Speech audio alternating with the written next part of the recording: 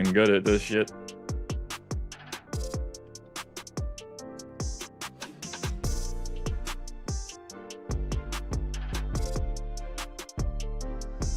And we are live. Welcome to NFL Sunday. I have no idea what week of the NFL it is, but honestly, it doesn't matter because you guys are here and we're breaking it all down for 4 straight hours on this stream.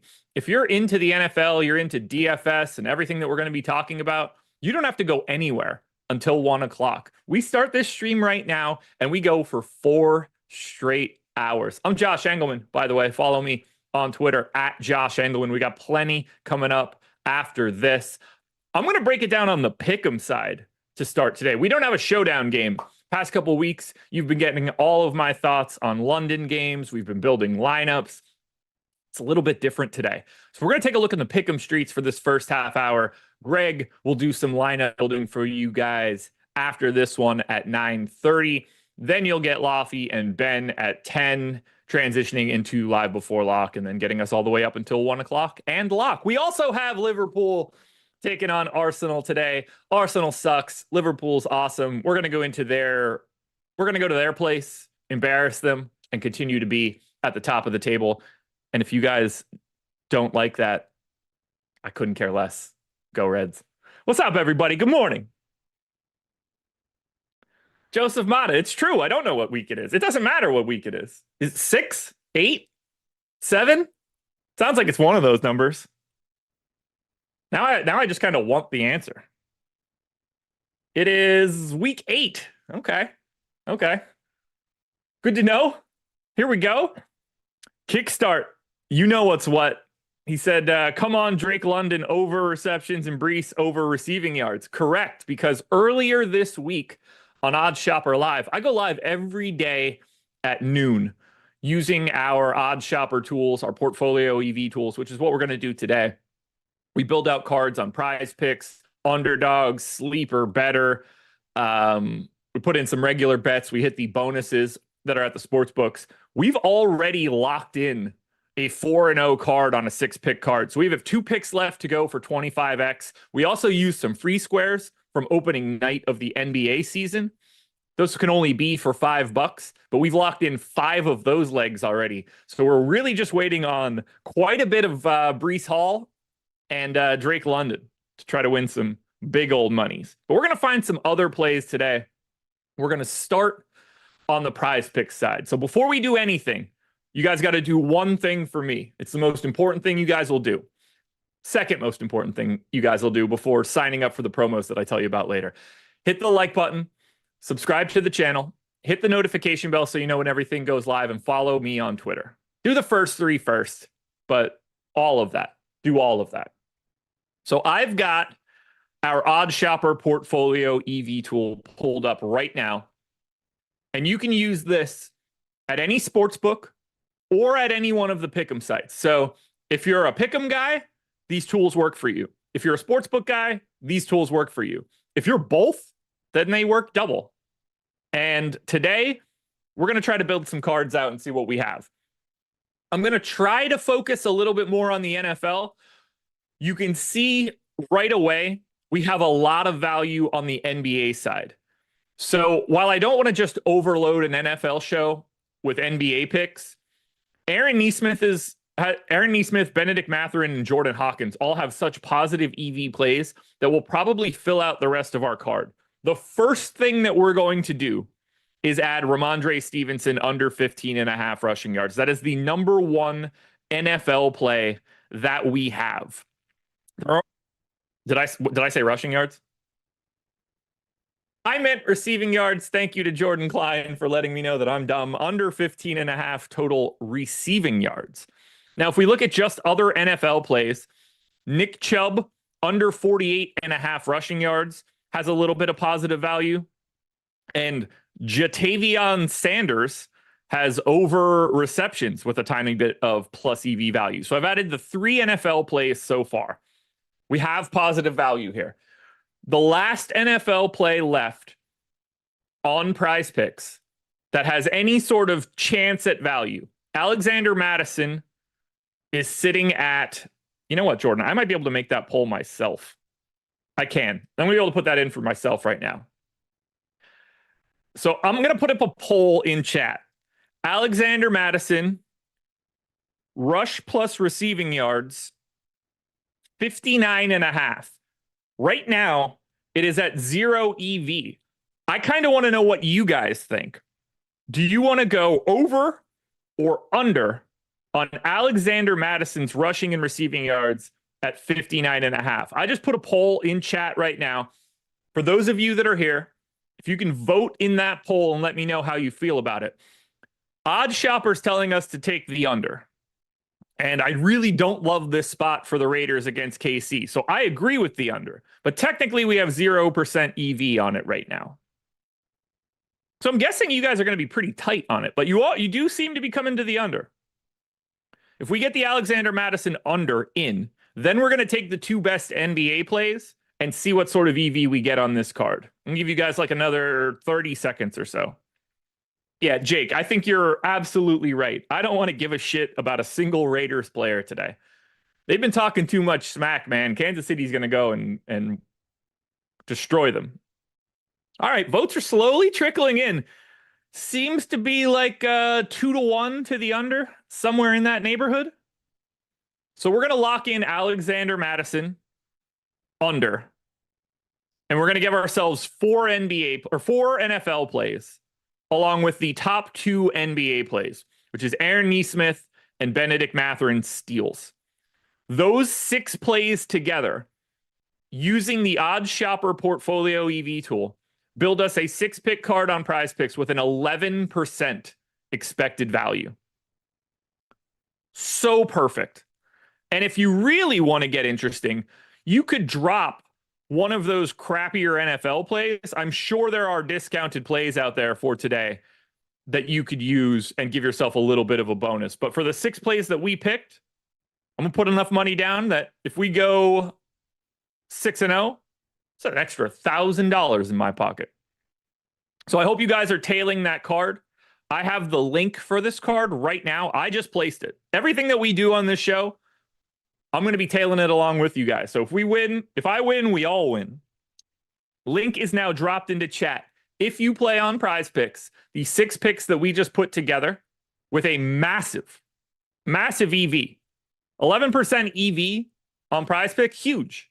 If you're getting double digits, you want to take that every day that you can. Link is in chat. Tail it along with me. But we don't just stop at Prize Picks. We have countless pick'em sites that we can hit using the portfolio EV tool. Now, you might be saying, well, how can I have the portfolio EV tool? That might be a little costly for me. I'm not exactly drowning in cash right now. Boy, are you in luck. Got a little bit of a promo going on for this one. And with this promo, you have absolutely no reason to not take advantage of it for a week. The promo code is DUNK. You can get our Odd Shopper portfolio EV tool, which covers everything from pick'em sites to sportsbooks. We take a market-based approach to being the books. We give you an expected value, expected win rates. We let you tell us how big is your bankroll. We will scale all of the recommended bet sizes to exactly what you need. Live odds screen, parlay builders, card builders for all of the pick'em sites. Whatever you're looking for, you can get it for $1. This deal ends today. So if you don't take advantage of it today, you're paying the full freight moving forward. But to get in for $1 right now, no reason not to test it out. Worst case scenario here is that you use it, you don't really feel like you're getting the value that you thought you were going to get out of it. And let me be clear here, you're going to get value out of it. But maybe you hate it.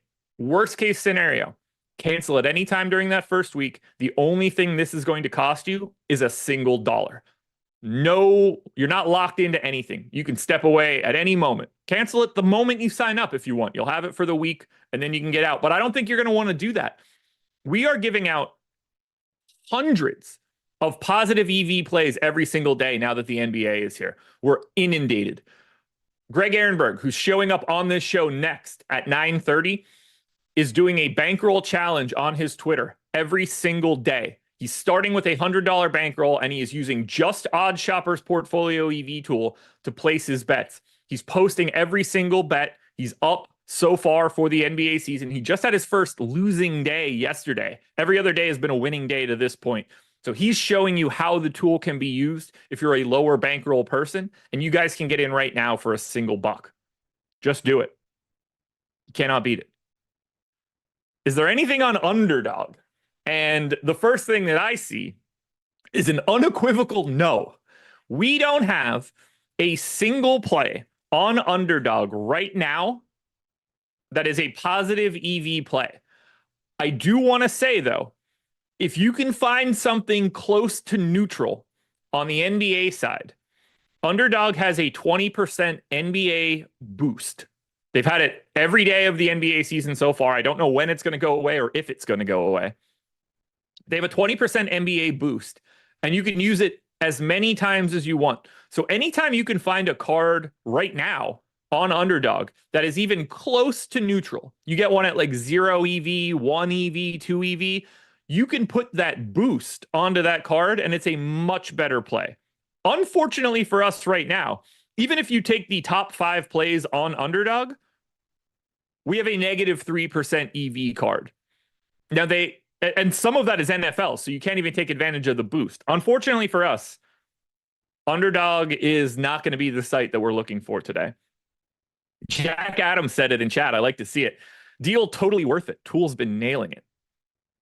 I couldn't agree more, Jack. They're fantastic tools.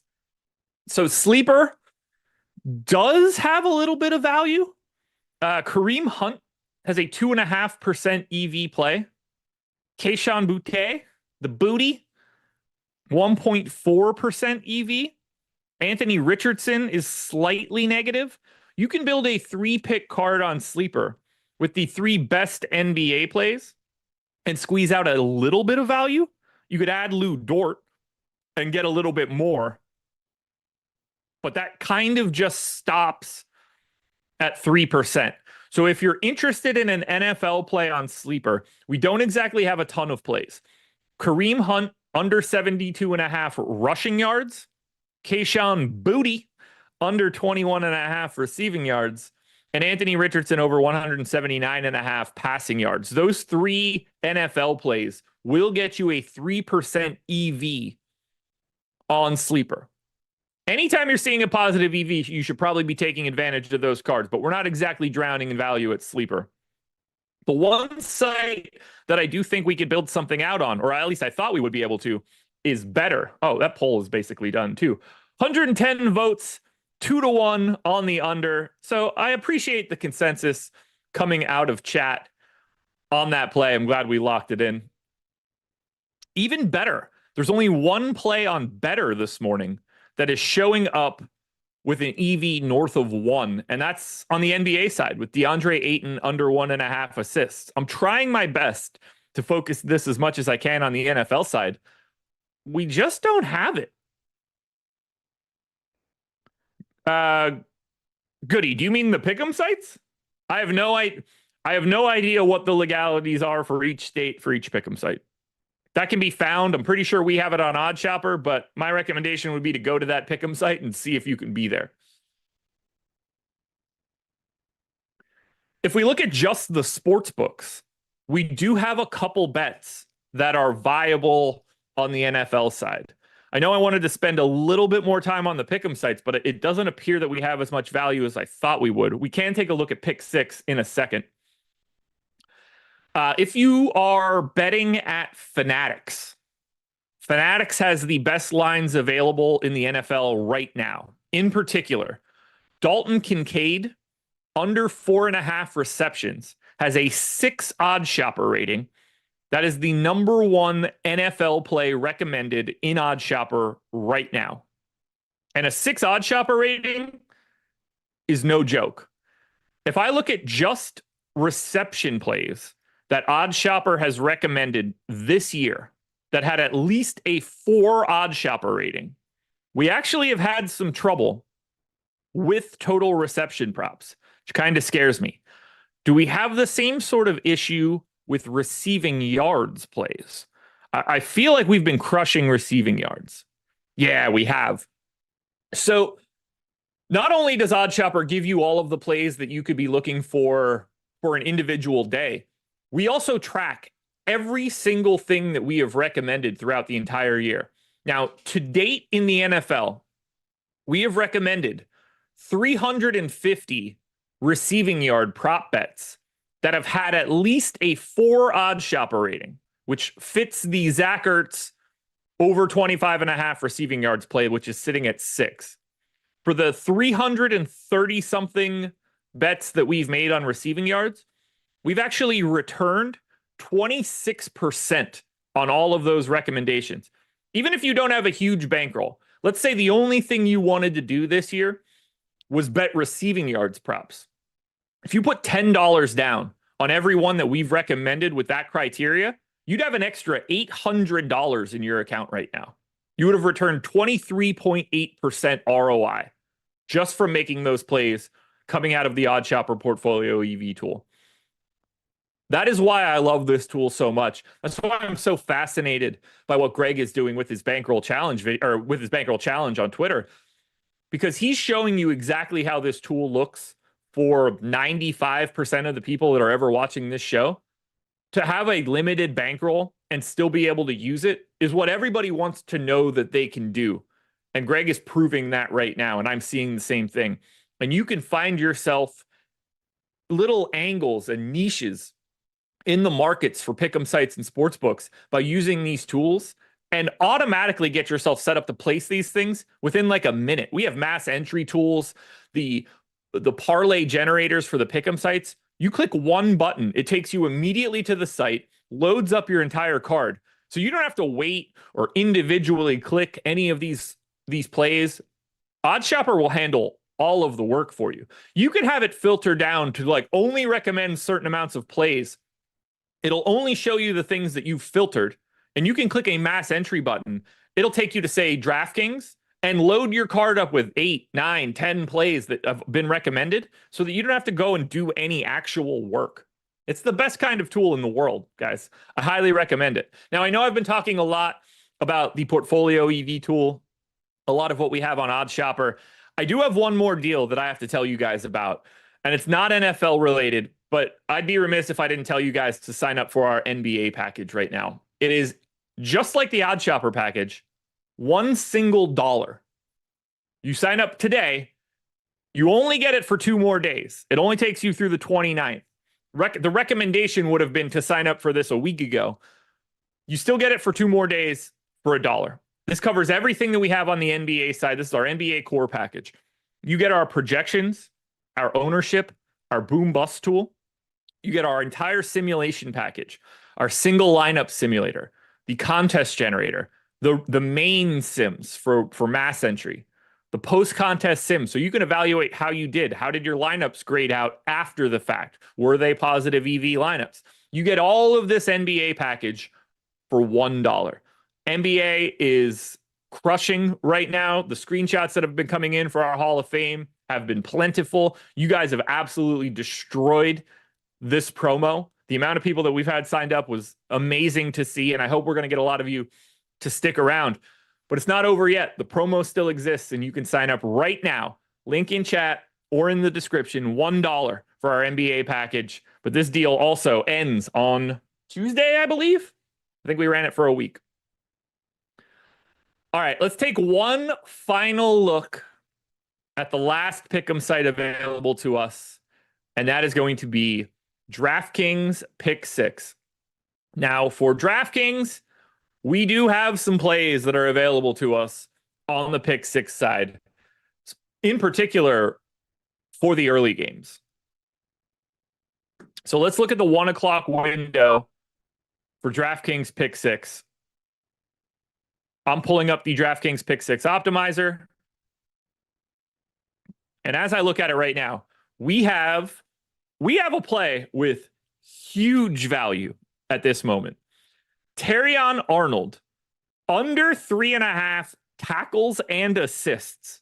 This is for DraftKings Pick 6 in the 1 o'clock window.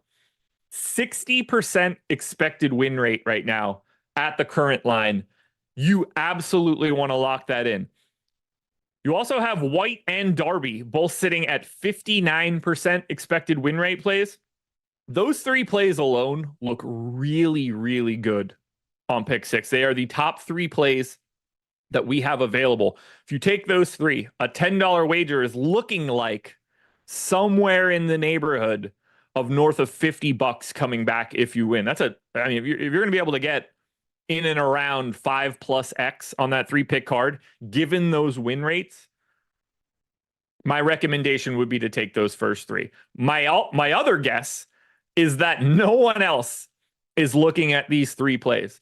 How many people are loading up pick six independent of advanced tools like the Portfolio EV tool and grabbing 3 tackles plus assist plays? See, I'm not worried about only getting cool stuff to try to take. That's not needed. Nobody's ever looking at these. And these are the sorts of places where I think you can find the most value in markets that people aren't paying attention to. And a tackles plus assists market is a market that no one else is paying attention to. So grabbing that kind of value, I think, provides a lot of like additional value out off the beaten path, because you're hitting a market that is not going to be as sharp as others. Let's see, what do we got here? Ken Gunter is not very happy that we're not talking specifically DFS football for 4 straight hours. Sorry about that, Ken. I could see how that could put people off. No, I'm just kidding. I actually can't see that. 750 people in the door, though. 100+ likes. I would love for you guys to hit that like button one last time. If you've gotten in the door and you haven't hit the thumbs up yet, the more that we could run that up for Greg and then for the deeper dive and for Live Before Lock, the better. I know all of my future people will be very happy to have seen us run that number up. All right, I'm going to take one last look at the Pick'em sites on the Portfolio EV tool to see if we have any value left or any new value that has popped up. I'm more of a Prize Picks guy than anybody else or than any other site. Doesn't look like we've grabbed anything new on the NFL side. Still a lot of that Aaron Nesmith. The number one play on any Pick'em site, though, I want to make sure you guys get this. If you play on Dabble, I know that's probably not the most popular one that exists, but if you play on Dabble, Dabble currently has the number one play of any one of the Pick'em sites. And it happens to be one of my boys from Liverpool, Ryan Gravenberch. And it is under 0.5 shots. If you're playing on Dabble, I have to tell you to take that play, because 7.6% EV, the market is letting us know what we want here. However, I ride hard for Liverpool and I would never take it. Ryan Gravenberch is going to have 1,000 shots today as we dismantle the Gooners. That's what's happening. So your mileage may vary on Ryan Gravenberch, but I live for him. That man better get shots off. I hope he gets a goal. So if you're taking it, I'm sorry. That's going to do it for me, folks. That is the end of the Pick'em version of this show. I hope you guys were able to get through 30 minutes of not talking about specifically DFS, but you are in luck. Greg Ehrenberg is popping in now. He's going to build some lineups. I know you guys are going to like that. Using our single lineup sim is the coolest thing that we have anywhere on Stokastic.com. And then you guys can buckle in for 10 o'clock when Laffy and Ben are here to break down every single game on today's slate in excruciating detail. But no one can do it better than Laffy and Greg. And Ben. I gave those names in the wrong order. Good luck, everybody. Thank you for being here. I'll talk to you guys later.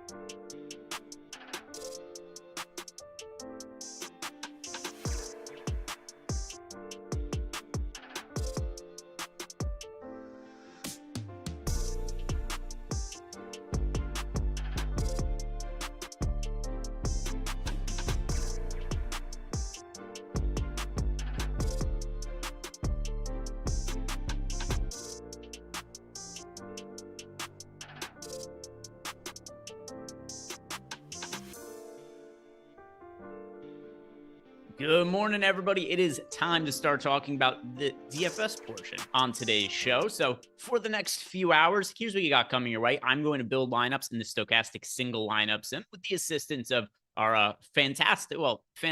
I don't want to make him too confident in his abilities. The capable producer in Jordan Klein. And then after we're done building some lineups, we're going to do it for DraftKings, we're going to do it for FanDuel, and then we got Ben Raza and Laffy. They're going to do the deep dive, and they're going to walk through all of the games on the slate and all the pieces of information you need to know, including injuries and all the matchups and all the games. And then Mac and Jess and Eric Lindquist are going to bring you guys home on the final live before lock portion, where they're going to go over any final breaking news, all of their exposure and kind of projections and ownership updates. And the only thing we ask of you guys while you're watching is this is free content. Help support the free content. The easiest way to do it, like the video, subscribe to the YouTube channel if you aren't already. It is only going to take you a couple seconds of your time to do those couple of things. So now with that out of the way, let's start looking at some lineups here, Jordan. Pull up the single lineup sims.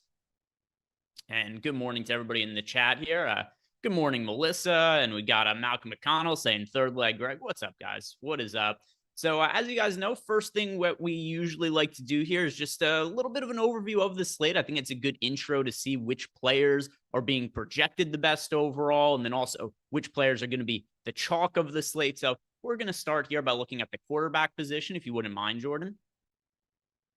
And yeah, so looking at the QBs, we have here, I'm just going to refresh it on my screen at the exact same time as well. So highest projected quarterbacks on the slate that we have, it is leading the way, Lamar Jackson. He is pulling 22 of fantasy point projection. The only player on the slate that we have at the position that's projected for north of 20 fantasy points. But there's a lot of other QBs who are just underneath the 20 fantasy point mark, including Joe Burrow, Bo Nix. Going to be some interesting conversation about what we want to do with Bo Nix. He's in a great matchup against the Carolina Panthers. He's pulling some ownership now, but it's nothing too crazy, a little bit over 10%.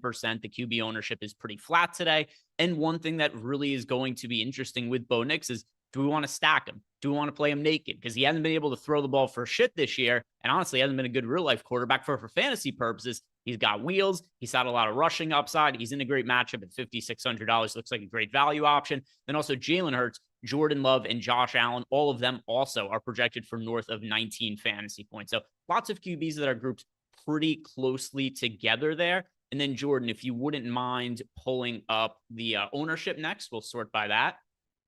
And I see you have already done it there. So as you guys can see in the QB ownership, we've got Bo Nix, the only QB that's pulling really any kind of noteworthy ownership, 13% for him. Then you got Geno Smith at 7%, Tua at 7%, Burrow at 6%, Jordan Love at 5.5%. So there really isn't all that much popularity at the quarterback position. I do think for cash games, it makes sense to roll Bo Nix out there naked, considering the $5,600 price tag. And then we'll see what lineups look like when we start to hand build some of the ones in the single lineup sims. And we'll try lineups with Bo Nix stacked. We'll try them unstacked and see how they look different.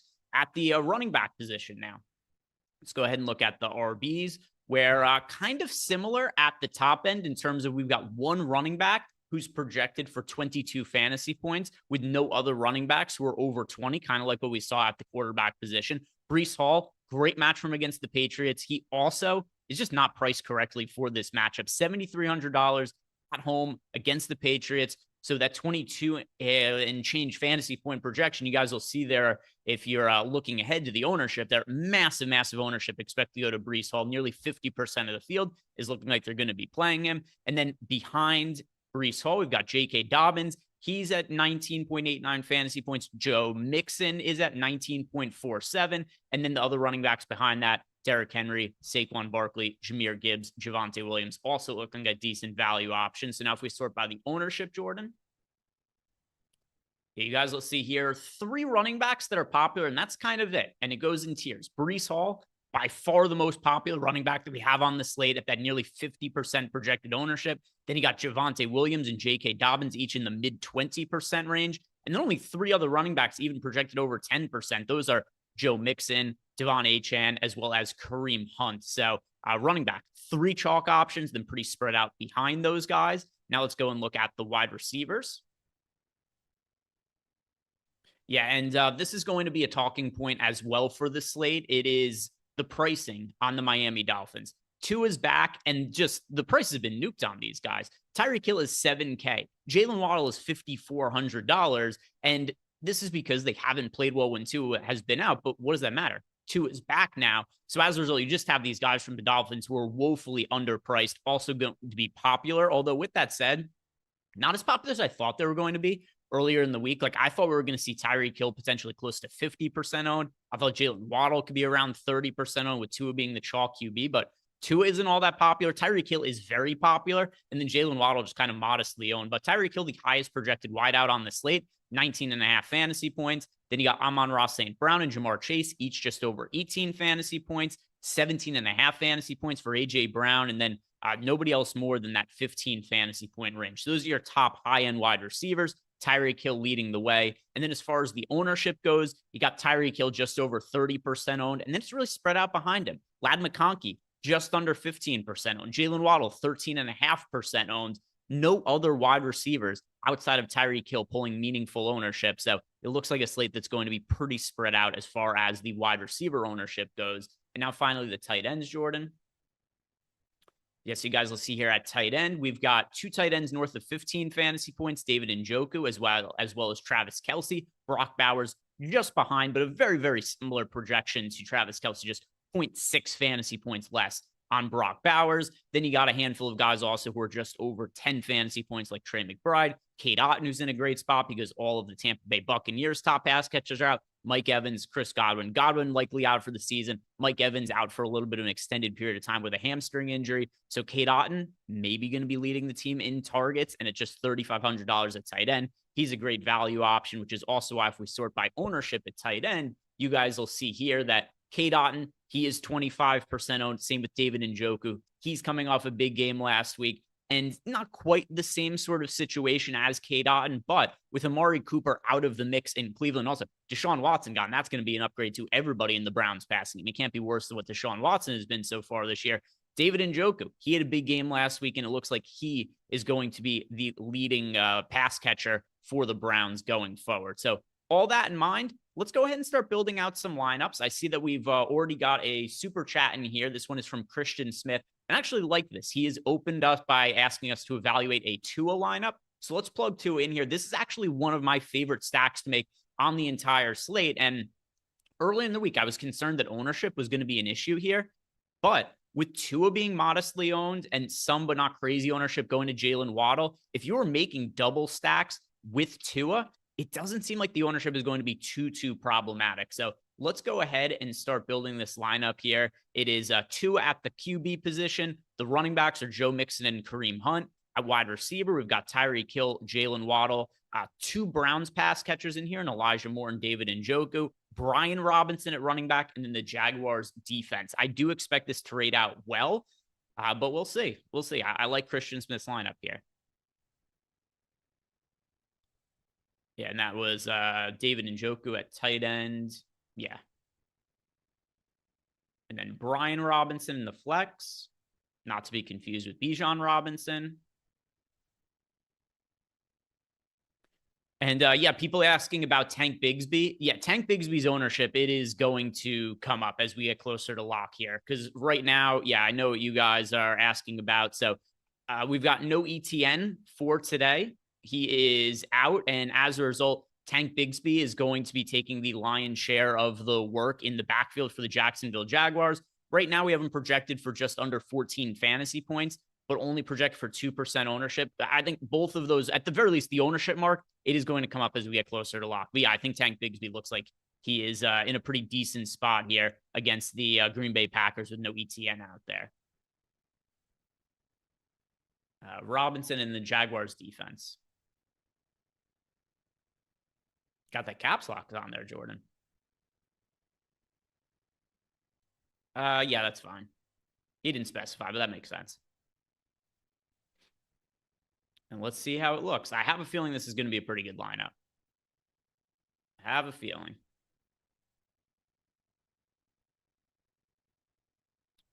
We'll know shortly. Oh, or not. All right, so where do we go wrong here? Because I thought this was going to end up rating out pretty well.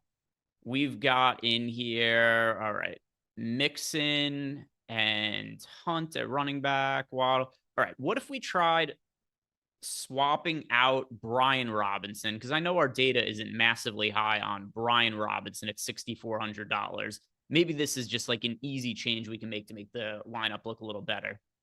How about instead of Brian Robinson, we plug in Javonte Williams at running back, going up against the Carolina Panthers. And then what does it give us? $400 in salary left. All right. There's also a little bit of negative correlation in there, having Elijah Moore and David Njoku, both from the Cleveland Browns, without there being the Browns QB in there and Jameis Winston. So maybe we take out, is there somebody who projects better than Elijah Moore that we could fit in that wide receiver spot? And if we have to, we could go cheaper at defense as well.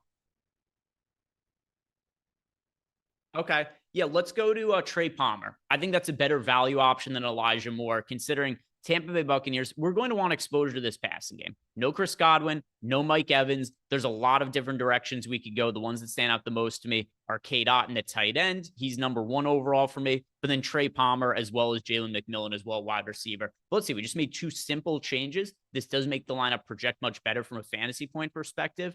Press the run simulation. And also, maybe we might want to take the Jaguars defense out of here as well. But we'll see. Oh, I didn't notice that. All right, yeah, so we'll take out, I mean, it's still rated out well, but let's just upgrade the defense. Just whatever defense projects the best. Cool. Yeah, Chargers defense instead. It's not like a massive move there, but it'll just fill out the rest of the salary, make the lineup slightly better. But either way, you guys saw that this went from a lineup that had a negative 18% sim ROI, and then it was considerably higher when we ran it through with just a couple of changes. It was still the same core of the lineup. And there, once we use the remainder of the salary just by upgrading defense, 94.7% sim ROI. So Christian Smith, just overall, I think it's a good core, but just a couple of changes there to make the lineup project a little bit better. And I think that's a good way to go. And then Yobi Trice also threw a lineup in here that's a stack of the Tua Tagovailoa and the Miami Dolphins. So maybe this is going to be, I mean, this is only a 2 lineup sample size, but who knows? Maybe it's going to be higher projected than we're expecting, considering the first 2 lineups we got are both Dolphin stacks here. So this looks like a pretty chalky build, but not a terrible one, because individual players are going to be popular here. But I don't know the combination of players, considering it's 2 with 2 of his pass catchers here, is going to make it too crazy. But this one I'm pretty sure also should rate out pretty well. He's got I'm just going to guess Javonte Williams. Yeah. Good point, though. If you guys are leaving a question, you just say like Thomas or Williams. It's going to be a little bit of guesswork for us to figure out which player you're talking about. But Javonte Williams is my best educated guess. Then correct. And let's see how this one rates out. People are really trying to get to the Browns pass catchers here. We had 2 in the last lineup. We have 1 in this lineup. And then after we go through this, we'll do a Bo Nix naked stack, and then we'll try stacking Bo Nix as well to see how a couple of those lineups rate out. And then we'll move on over to FanDuel. 24.2% sim ROI. Not terrible. I would say it's a playable lineup. If I had to change one thing, though, I'd probably remove Cedric Tillman and then just find a different value wide receiver. But overall, I don't have any massive issues with that lineup there, Yobi Trice. And once again, I like the core of that there. Eat My Shorts is doing it for us. He has thrown in a super chat for us with a Bo Nix lineup. So let's check out Bo Nix here. And he does have I don't love this build because he has 3 players from the Miami Dolphins in it. So it's a Dolphins triple stack, but doesn't have Tua. That's going to be a tough sell for me personally. If you have a lineup that has like Achane and Waddle in it, I don't think that's the end of the world. But I don't know, like 3 of the Miami Dolphins skill position players without Tua, it's going to be good from a projection standpoint, but the negative correlation might hurt it a little bit here. We'll see, though. Wide receivers, it was Waddle, McMillan. Yeah, you put McMillan in and Hill. No, Waddle's not in yet. Yeah, Waddle's in it. There's the other one. Defense is the Broncos. So a little bit of correlation there with Javonte Williams. All right. Yeah, so this lineup, I don't love the correlation aspects. You got a running quarterback with his running back. You've got the defense in there. You got the triple stack. This to me looks more like a cash game lineup than a GPP lineup, but maybe it's going to project really well here just because of the fantasy point projection, and maybe it'll be serviceable. Yeah, still ended up looking pretty good here. It wouldn't be my personal preference, but Sim's disagreeing with me, and they're saying that it's okay there. We've got another one here from Chad Wiseman left us a super chat. And after we plug this one in, Jordan, I'll do the Bo Nix with a stack since we just got an unstacked Bo Nix lineup in a super chat. But Chad Wiseman, it is Tua, Breece Hall, and J.K. Dobbins. And then at the wide receivers, we've got Tyreek Hill. We've got Vele at wide receiver as well. That's Vele. Then Tillman, Brock Bowers at tight end, Devon Achane at running back, and then the Denver Broncos defense. By the way, also, speaking of Achane, I think he is also a good stacking partner with Tua. We've seen Achane be really involved in the passing game this year. So let me look up some of the Achane target numbers. But Achane, we have seen him, first couple games of the year when Tua was actually still there. We saw Achane 7 catches on 7 targets against the Jaguars, 7 catches on 7 targets against the Buffalo Bills. So he has the upside to be targeted 6, 7, 8 times in the passing game. So totally reasonable to have him as a stacking partner there with Tua. So this lineup, not terrible, but looks like it could potentially be improved on a little bit. So let's see if we were to make a couple of changes here. Once again, this is a lineup that is no exposure to the passing game of the Denver Broncos. So maybe if we just go to, let's just make like a couple of changes here. What if we went Cade Otton at tight end instead of Brock Bowers, and then just paid up for whatever wide receiver projects the best over Cedric Tillman?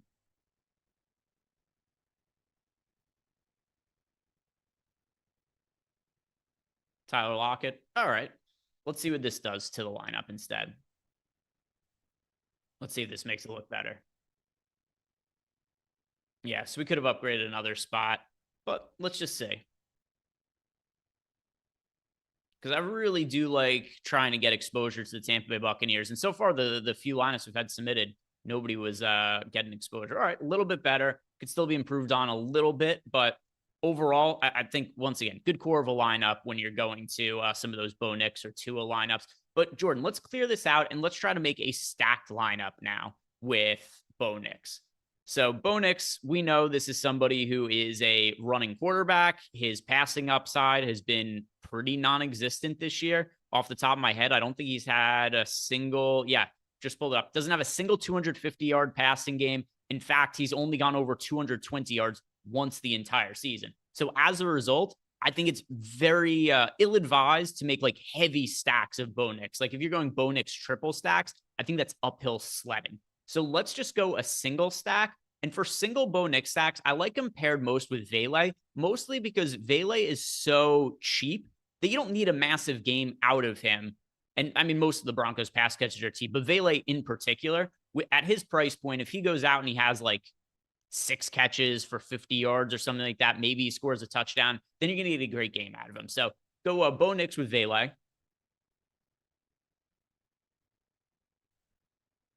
Okay. And now at the running back spots, let's see. I don't want to go too chalky at running back. So let's, we'll go Breece Hall in one of the spots, but then we'll go with a lower owned guy in, let's go Chuba Hubbard as a run back. Chuba Hubbard, $6,700, only pulling 4% ownership. That's a way we could get some exposure to the other side of this game while also lowering the ownership overall in the lineup. So we'll go to, Chuba Hubbard and then plug in Breece Hall also, Jordan. I know he's obviously really popular, but we've got Chuba Hubbard in there, which is going to reduce that ownership overall a little bit. All right. Now, wide receiver, I think Jalen Waddle is a really good leverage play on the slate. Plug in Jalen Waddle. So in lineups that don't have Tyreek Hill, it makes all the sense in the world to have Jalen Waddle or to have Devon Achane, because we currently have Tyreek Hill projected to be the second most owned player on the entire slate only guy ahead of him, it is Breece Hall, who's already in this lineup. And if you have a lineup where, let's say, Jalen Waddle goes out and maybe he has, 8 catches for 130 yards and he becomes the number one guy for the Dolphins, at least for today, well, then that's going to be taking away a little bit from Tyreek Hill. So double stacks, we went over before that those are potentially good. But in lineups without Tyreek Hill, I do like Jalen Waddle's leverage as well as Devon Achane.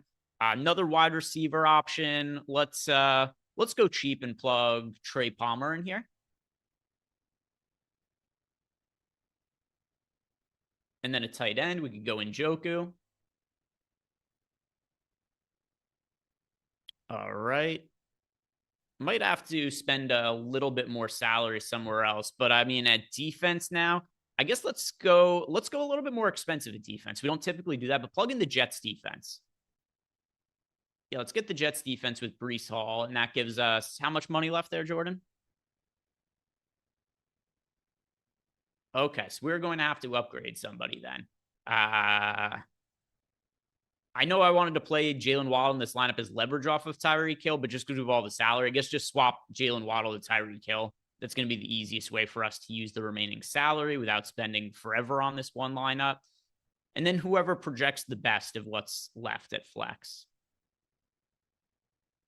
All right, well, we still have $1,000 left. All right, I guess upgrade Njoku then. Yeah, I guess we could fit Kelsey into this lineup.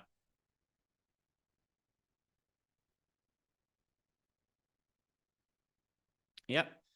Let's run the sim now and see what ends up popping up. And then we've also got a super chat here from Anthony Masilli, who wants to plug in a FanDuel lineup with Jameis Winston. So yeah, we'll check that out right after, and then we'll go look at some FanDuel stuff. There we go. He ended up being a really strong lineup there. So if you're going to play Bo Nix, I don't love him with Javonte Williams, and I don't really want to make double stacks of Bo Nix. But if you're going individually with like Vele or something like that, I think there's some really strong lineups to be built. This one of all the lineups that we made so far, it did end up coming with the highest sim ROI. So let's go now and switch over to FanDuel, Jordan. And just going to check to make sure that there's no questions in Discord. Nothing right now. But if you guys ever have any questions for me or anybody else on the team, just sign up for, well, right now, you want to sign up for our NBA core package if you haven't already. Just $1 using the promo code TIPOFF24. And that deal is only going on for a couple more days. So if you haven't taken advantage of this, you're going to want to do it. It comes with access to everything in our NBA core package. So player projections, ownership projections. You can build the lineup in the contest generator, our single lineup sims. We have that for NBA as well. We've got our pre-contest sims, post-contest sims, our late swap tool for NBA. All that for just $1 when you sign up with the link down below in the YouTube description box. And that also comes with access to Discord. You could ask me questions on shows that I could answer, outside of shows, strategy questions, slate-specific questions, whatever it is. So make sure you get into the Discord channel if you are a Stokastic sub. And if you are watching and you have any questions right now or after I'm done, hit me up and I could definitely start answering some of those. But we got this question here from Anthony Masilli in the super chat, Jordan, where I see you've already started to plug it in. But Jameis Winston, Derrick Henry, Joe Mixon. He's got Jerry Jeudy, Jalen Waddle, Xavier Tillman, David Njoku, Kenneth Walker, and the Broncos defense. So one thing that stands out here, it is also set it a small field, Jordan, just because he said he's doing it for a single entry. Yes, we'll just do it a small contest. And let's run the sim. This is a lot of stacking for FanDuel, because keep in mind, there's only the half-point PPR over on FanDuel. And we've got 3 pass catchers in here. There is a run back on the other side, though, in Derrick Henry. But we might need to. Yeah, this came out really negative. Negative 55.6% sim ROI. This is a little bit too much exposure for my liking to one team over for FanDuel. And then also you've got the Derrick Henry aspect in it, too. It's a really heavy game stack. So I understand where you're going, but a little bit too much of this one game for me. And then one other thing as well is that our data doesn't really love Derrick Henry for today, and he's really expensive. So it is going to be a little bit hard to build lineups that are expected to be good with Derrick Henry, at least in our projections. But let's instead make this a single stack for the Browns, and we'll just do David Njoku. So take out Jerry Jeudy and Cedric Tillman. Okay, let's try to make this project better. For now, let's just take Kenneth Walker out. Okay. So we've got now at wide receiver.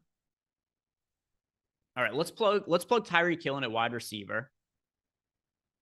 Also looks good on FanDuel. He's $7,600. All right, what do we have left there?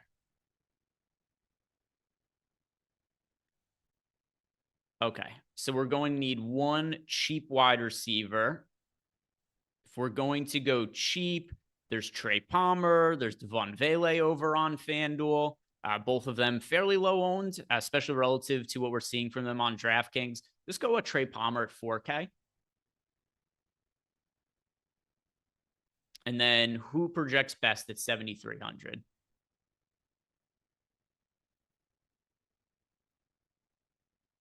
Okay, that's okay. We'll put that in and then we'll upgrade somewhere else. Oh, did you, oh, never mind. Since we have, I forgot that Waddle was in the lineup. Take Waddle out since we have Tyreek Hill in. And is there a wide receiver now that we could get in here instead? Maybe, how about, what if we go to Zay Flowers as a run back instead of Derrick Henry? And then we take Henry out. And then is there a different running back that's, yeah, we could go Breece Hall instead. Okay. And now let's take Javonte Williams out and see if there's somebody else who projects better we could upgrade him to. If not, then we could try upgrading Trey Palmer maybe. Okay. If we plug Dobbins in, there we go. And it fills the salary exactly. Let's see if this comes out a little bit better now. We still have a run back in here. It's still a Brown stack, but this is one that looks a little bit better in our data here. And then Chris Miller asked us, I think that's going to be a DraftKings lineup, so we'll plug it into DraftKings after this from Chris Miller. All right, yeah, that was a much improved version of the lineup, 33.6% sim ROI. Jordan, could you go over to DraftKings and plug in Chris Miller's lineup? And we'll look at that one. And then just a couple minutes left for you. I have to get out of here and hand it over to Lofty and the deep dive here. So the lineup here from Chris Miller, Knicks, Javonte, Jerv. I don't know who. I assume that's Javon. Yeah, I think it's Javonte Williams. Achan, Hill, Vele, London, Otten, Mixon, Ravens defense. Goody wants to know, how about Hurts Barkley stacks in the DK20 max? I don't think that's a combination I'm really going to be getting to. So I know that there's been some passing upside for Saquon Barkley so far this year. Here's the issue I have with it, though, is so much of Jalen Hurts' value is derived from the Eagles getting to the 1-2 yard line and doing the tush push for him to score the touchdown. There's a for sure negative correlation between Jalen Hurts touchdowns and Saquon Barkley touchdowns. So I don't really like them in the same lineups. And if I was going to play Barkley, it would be more apt to be without Jalen Hurts, and then lineups with Jalen Hurts, probably most apt to have like AJ Brown with them. But yeah, Hurts Barkley, that's not a stack that I'm going out of my way to put together. See, how is this lineup looking? Looks really good. So shout out there to Chris Miller, who built a really, really strong DraftKings lineup. I wouldn't really change anything about it there. It ends up looking pretty good. I said before that I'm not like super keen on playing Bo Nix with Javonte Williams, but this particular lineup ended up coming out looking really good. So I say stick with it. Other than that, guys, we are at the end of my time. Don't forget, if you still have questions you want to ask me, sign up for a Stokastic package, ask me questions in Discord, or if you're already in our Discord channel, you're an active sub, just leave me questions and I'll be checking those out over the course of the next couple hours leading up to lock. Other than that, guys, thank you very much for watching. Good luck with all your lineups today. And next, we got the deep dive coming up. Don't go anywhere.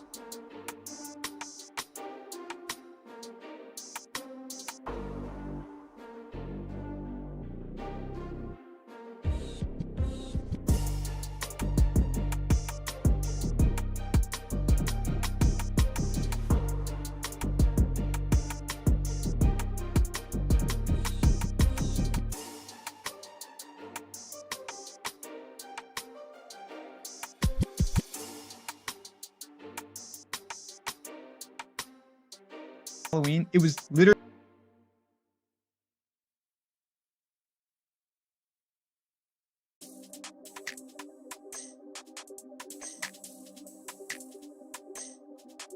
I wish. Oh, you like it cold. That's what I mean. It's going to be, that's not true though. 3 Halloweens ago, it was freezing. No, it's Yes, it was. no, I know. inside. There was a blizzard one time on Halloween. Yeah. And a hurricane. Oh, Sandy. I remember it crushed New York. Do you remember do you remember the name they gave Sandy? Not Superstorm Sandy, but. No. Really? I thought you would. Usually Frankenstorm. No, I never would have got that. I was working. I was at the rehab actually. And that was, mind you, this was like an adolescent rehab, but it was residential. So it's like 14 to 18-year-olds residential. They don't go home, right? Like they didn't go home. Well, eventually they did, but they didn't go home at the end of the day, right? So they're all there for like 30, 45, 60, 90 days. Sandy rips through and starts pulling parts of buildings off, like of our facility. You don't just tell them like, go home. You have to be there. So it was enjoyable. But yeah, I don't know why like you and Jordan talking so much shit on Halloween is odd to me. What's wrong with it? I didn't say anything bad about Halloween. I'm fine Yes, with you did. Halloween. One of my favorite holidays. Don't gaslight. No. me. I'm not a fan of Halloween. I don't have time for that. I don't like candy. It's fine. We march forward. You don't like any candy? How many? No, not really. I mean, it's fine, but I would give up candy pretty quickly. I don't eat it regularly, but if someone gives like, here's a Butterfinger or Reese's peanut butter cup, you go, Yeah. eh. That's fine. Kit Kat. Okay. I don't like the sweet stuff. Like you know what I mean? The Smarties, the Laffy Taffy, that stuff I could do without All all that of it. stuff's garbage. Gross. It's gross. But I don't know. Just the real ill sentiment towards Halloween. Kids love it, man. Oh. Whatever. I would imagine you never partook in Mischief Night either. I was thinking about it the other day because I used to, every year. And now at this age, I'm like, I'll kill them if they come by my house. That's Kill right. 'em. I'm You more changed. focused on. We got a little 13 action. Lucky Don't number do this. 13. Don't do this, dude. We're gonna get through the show fine. Don't try and steer me back on track. I'm steering you back. It's the weave. Anyway, hey, welcome to the Stokastic.com NFL Deeper Dive. Dave Lochran, Ben Rasa, 13 game slate today. Yeah, we had a nice little stretch there with 10 games because you had the London games, you had the doubleheader Monday games, you had bye weeks. No London game, no bye weeks today. We'll get back to some of that next week, but big slate. Also, despite the size of this slate, way more chalk than you may have initially thought, particularly at running back and 1 or 2 receivers. Yeah, I mean, this is kind of the way, the week goes, and sometimes we get a ton of new updates, sometimes we don't, and I feel like we fell somewhat in the middle here. Obviously, more games just means less ownership concentrated to any one place, but there's still, I'd say, some pretty big chalk spots. Obviously, part of it is the Dolphins situation, part of it's Tampa's situation, but I'm liking it. I haven't finalized any builds just yet, but I'm liking what I'm seeing. I am too, but I also have been toying around with the Sims this morning, and I think I do want to cap it. Maybe it's a mistake, but there are certain spots I want to cap exposure on because I really think the running back position has a lot of great options this week. There's definitely ways to go. It's funny, get the show started right with that. Friend of the show was just Mike with the super chat saying, I'm pretty condensed at running back. He has exposure less than 6 running backs in a 20 max. Should I expand that or just be different in other places? I don't think there's a correct answer to that, but I think it speaks to what you were just talking about, that there's a hell of a lot more than 6 playable backs today. Every range has a couple. I mean, yeah, the real cheap range, not really. Like, is there anything in the cheap range? Because I see it a lot in the 7K range. Obviously, Breece Hall, Joe Mixon looks great today as well as a home favorite against that Colts defense. J.K. Dobbins. And then, you have your Kareem Hunts as well. Like there's other guys in that 6K range that stand out to me that aren't really pulling nearly as much ownership as a result of the ownership that Dobbins, Hall, and Williams are getting. Devon Achane at 6,200. Yep. I think that's a sneaky good spot. He's not getting that much ownership. DeAndre Swift. Anyway, we'll get into it. But point being, there's a lot there. There's a ton there. Yeah. And listen, typically running back of all the positions, you're not going to get like basement value unless there's just straight up an injury. Yep. Because it's all volume based. Like you can't really get there on one carry. Whereas if you take a bottom receiver, you could say, okay, give me 3 or 4 targets and I'll, maybe one of them's an 80-yard touchdown. That does happen. So I'm somewhat indifferent to it, but yeah, you're not, we're going to get into it. Breece Hall and a couple of these other backs are pushing a lot of ownership on a slate with a lot of options. You're talking certain guys that are pulling like 50% projected ownership in a guy like Breece on a 13-game slate. I liked Breece, but of course, it's a very good spot. Anyway, how you feeling, man? I feel good. It was one of my better college football days of the year yesterday. Happy about that. So taking that momentum, putting it right into NFL. Here's some greasy games, but we're gonna see what we can find. Let's get into it. Anyway, if you guys don't mind, it is Sunday morning. You know what that means. Take you too, Ben. You too, Jordan. Take a single second. Atone for your sins this wonderful morning. Man, it was 35 degrees when I woke up today in Bucks County, Pennsylvania. It's changed. And then it's going to be 81 degrees on Halloween. But yeah. What did I just say? I told you. Yeah. I know. Anyway, listen, it helps us feed the algorithm. Otherwise, I wouldn't ask, I promise. But it goes a very long way. If you haven't done so yet, that 1 single second goes further than you think. Hit the thumbs up, subscribe to the channel, and as Ben would tell you, it is free to do so. Yeah, free to do so. AJ says, Laffy, your Eagles are getting smacked today. Maybe. They're not that good.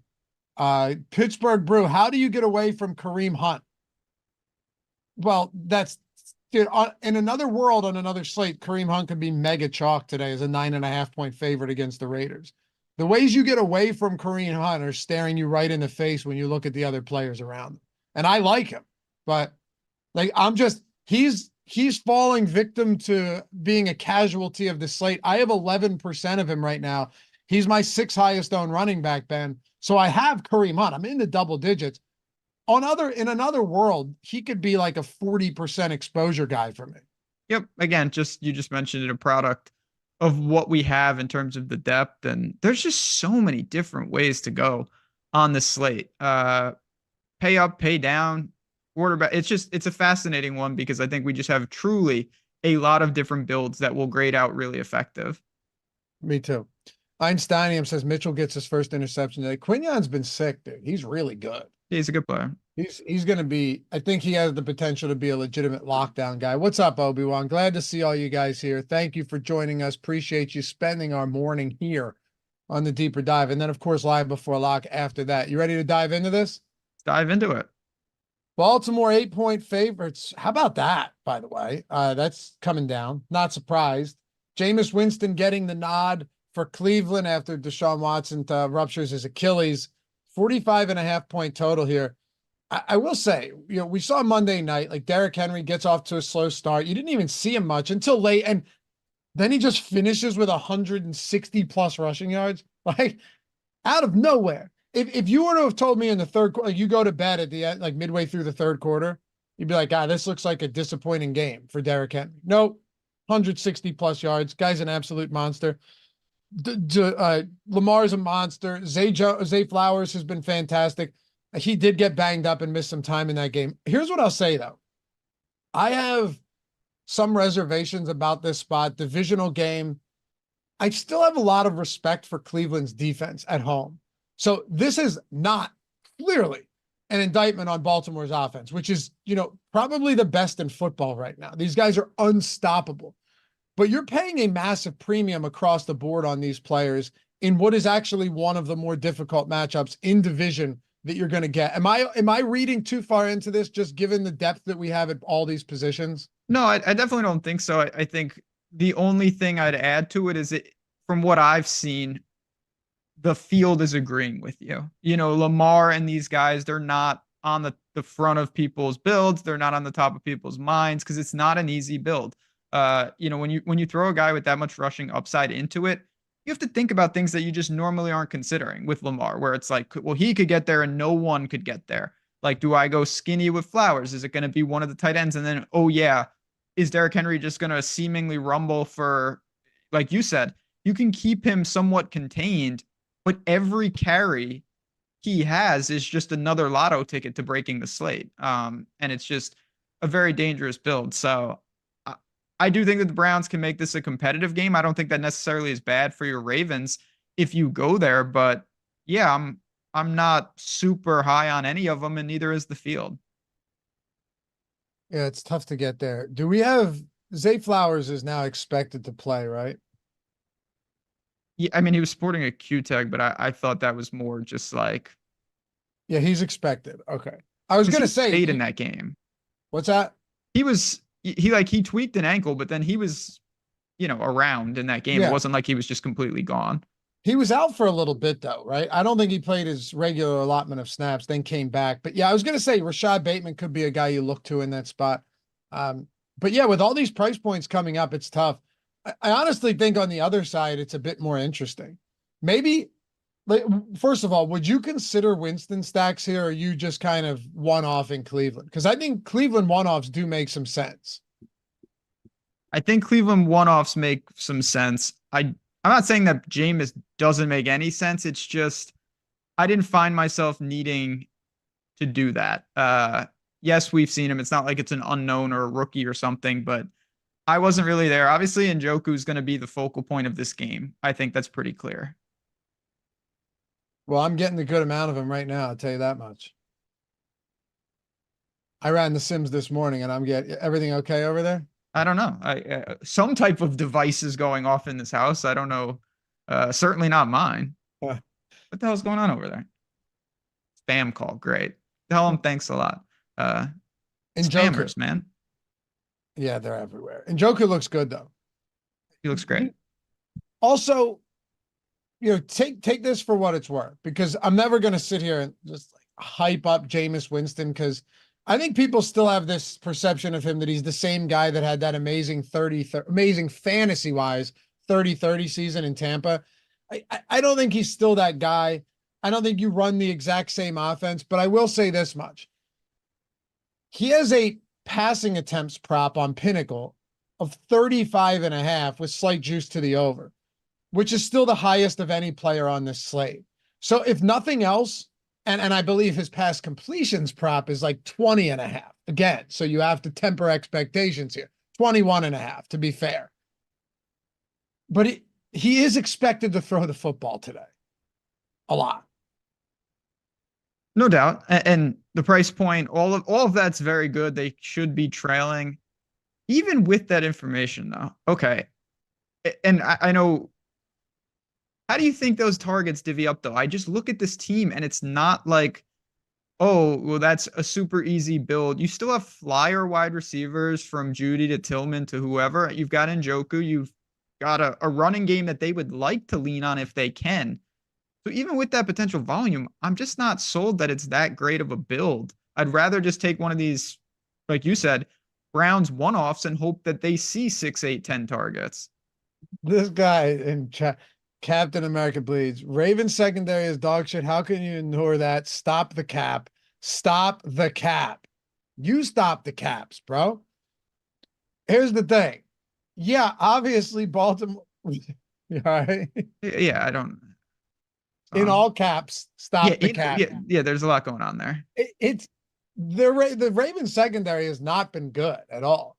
But you can't just look at that and ignore the matchup on the other side. You too, Captain America. All love, brother. You can't, like, okay, you have a bad Ravens secondary. 30, I say it all the time. Every week I tell you, I update it for you. 34 pass completions of 20+ yards is the most in the league. They've also been kind of unlucky. Also, they have injuries too. So it's not good, but it's still Jameis Winston throwing to, like, Jerry Judy's just dead at this point. There's other aspects to this that are difficult, but I will say, like, Marlon Humphrey's doubtful and Nate Wiggins is out. If there was a time, Kyle Hamilton's great, Marcus Williams, they have great safeties, Brandon Stevens. If there were a time, though, if there was a time where Jameis Winston opens it up a little bit, it would be this game. It's just, you still have to, you can't ignore that he's throwing to Cedric Tillman and Elijah Moore and Jerry Jeudy. That's what I'm saying. Like, there's two sides of the coin. That's kind of 13 games. Like there's a lot of kind of like median outcomes here where, like, I'm not saying the Browns aren't going to have any success against this Ravens secondary, but does that mean you need to stack them? That's a different, to me, that's a different conversation. You know what I mean? Like, you can have some exposure to this team and still get a piece of what could be 35 to 40 pass attempts. That doesn't mean, though, you need those pass attempts, I could argue, are so less efficient that the volume is negated a little bit. That's how I'm currently playing it, by the way, is I'm just kind of piecemealing this game. I'm not stacking it. I know you already took a shot at him. Does that mean you have no interest in Jerry Jeudy? It's not necessarily that I have no interest in Jerry Jeudy. It's just on a bad team with a lot of unknowns. Like, I don't want to read too much into Tillman last week when you had 3 different quarterbacks throwing him the ball, because he was the one that was getting a lot of work. It's not that I'm out on Jeudy. It's just, all right, do I want to pay an additional 1,000 plus for him over a guy like Tillman, or would I rather just go to Njoku? He's kind of in a no man's land for me where I don't hate him, but Judy's never actually proven that he's good in this league. That's the other problem, right? Like, I think there's this perception as an early round draft pick that Jeudy has accomplished a lot. He really hasn't when you think about it.